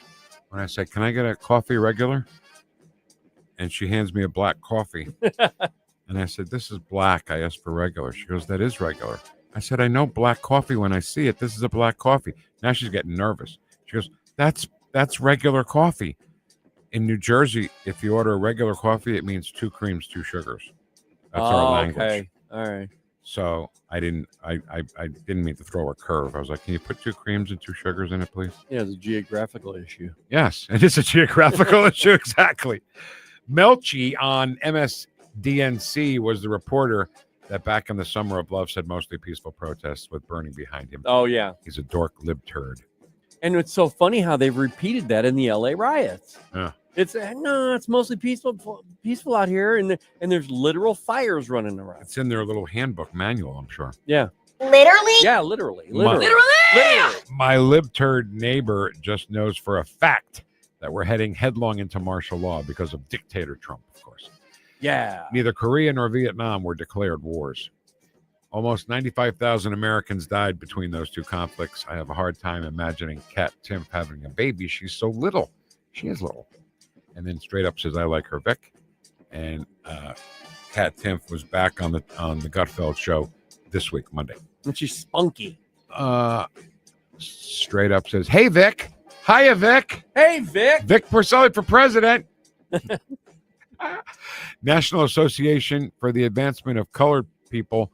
White is not a color in their palette. I'm a Vic head. He's a Vic head.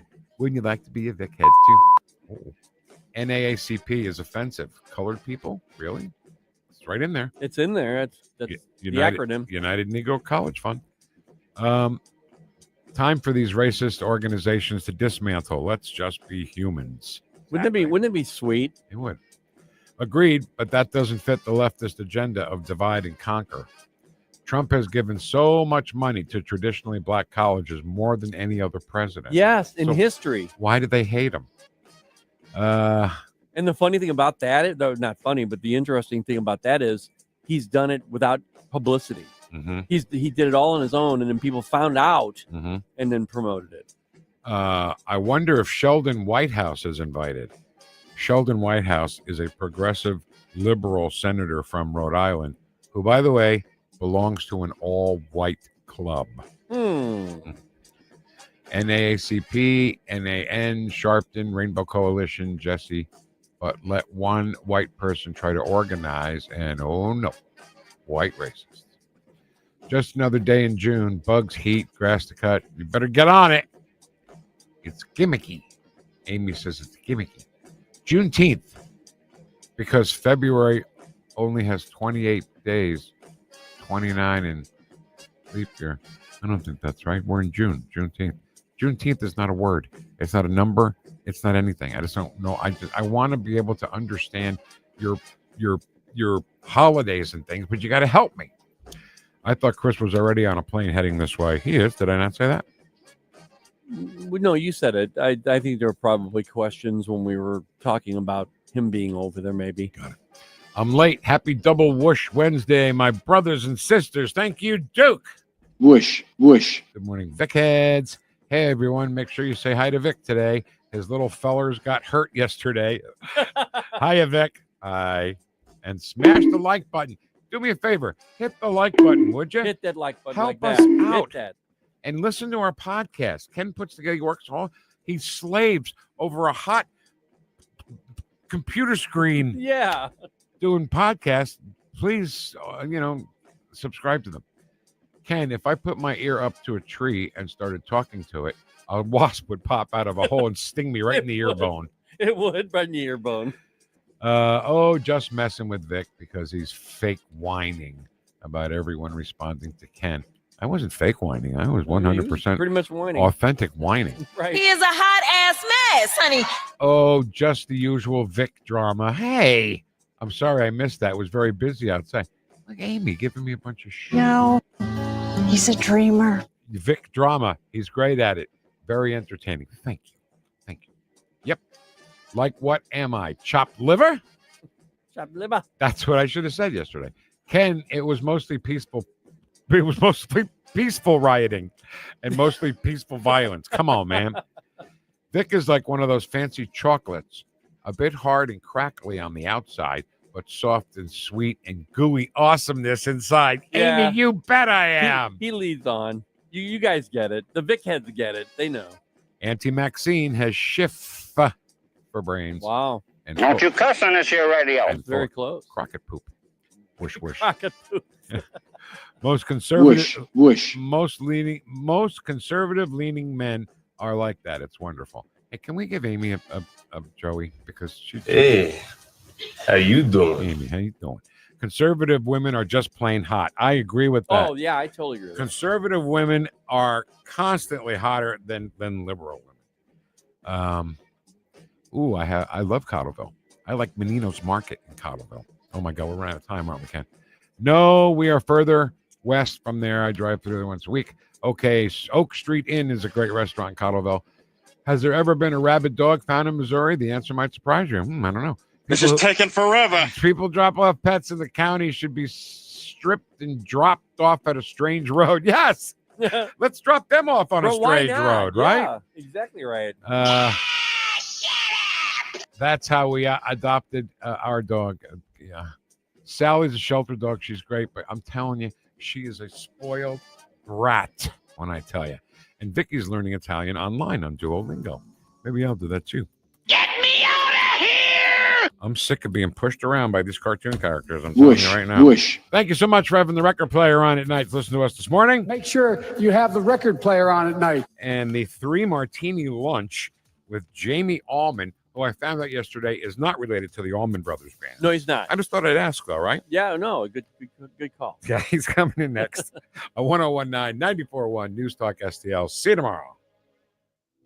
Dr. Randy Tobler here, and I know that when you're looking for a dentist, you have to make sure you choose a dental practice that's compatible with you and the needs of your family. Well, I'd like to tell you about my dentist, Dr. Dan Cusimano, and his partner, Megan Dwyer, and their team at Advanced Dentistry at St. Charles. The great team at Advanced Dentistry of St. Charles can accommodate all of your cosmetic and restorative needs because their passion is general dentistry. Implants, crowns, bridges, even dentures. That what you need the most is what they'll provide in a personalized, focused way. And they can provide therapeutic and cosmetic options like Botox and dermal fillers. Get to know them and all they have to offer by calling 636-978-0226 or visit them on the web at advanceddentistrynow.com. That's Dr. Daniel Cusimano and Dr. Megan Dwyer at Advanced Dentistry of St. Charles. That's Advanced Dentistry Now, 636-978-0226. Or visit them on the web at advanceddentistrynow.com.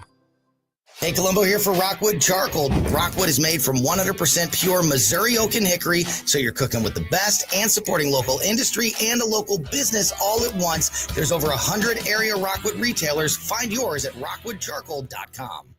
Hi, it's Ken Williams, and my favorite Capriati sandwich is the Capistrami. You've got hot pastrami, melty Swiss cheese, crunchy coleslaw, and zesty Russian dressing. What else do you need? I love Capriati's, and you will too. On Manchester at McKnight in Rock Hill. Yo, this is Vic. All during the month of June, Vic for Vets is proudly honoring our veterans. Every weekday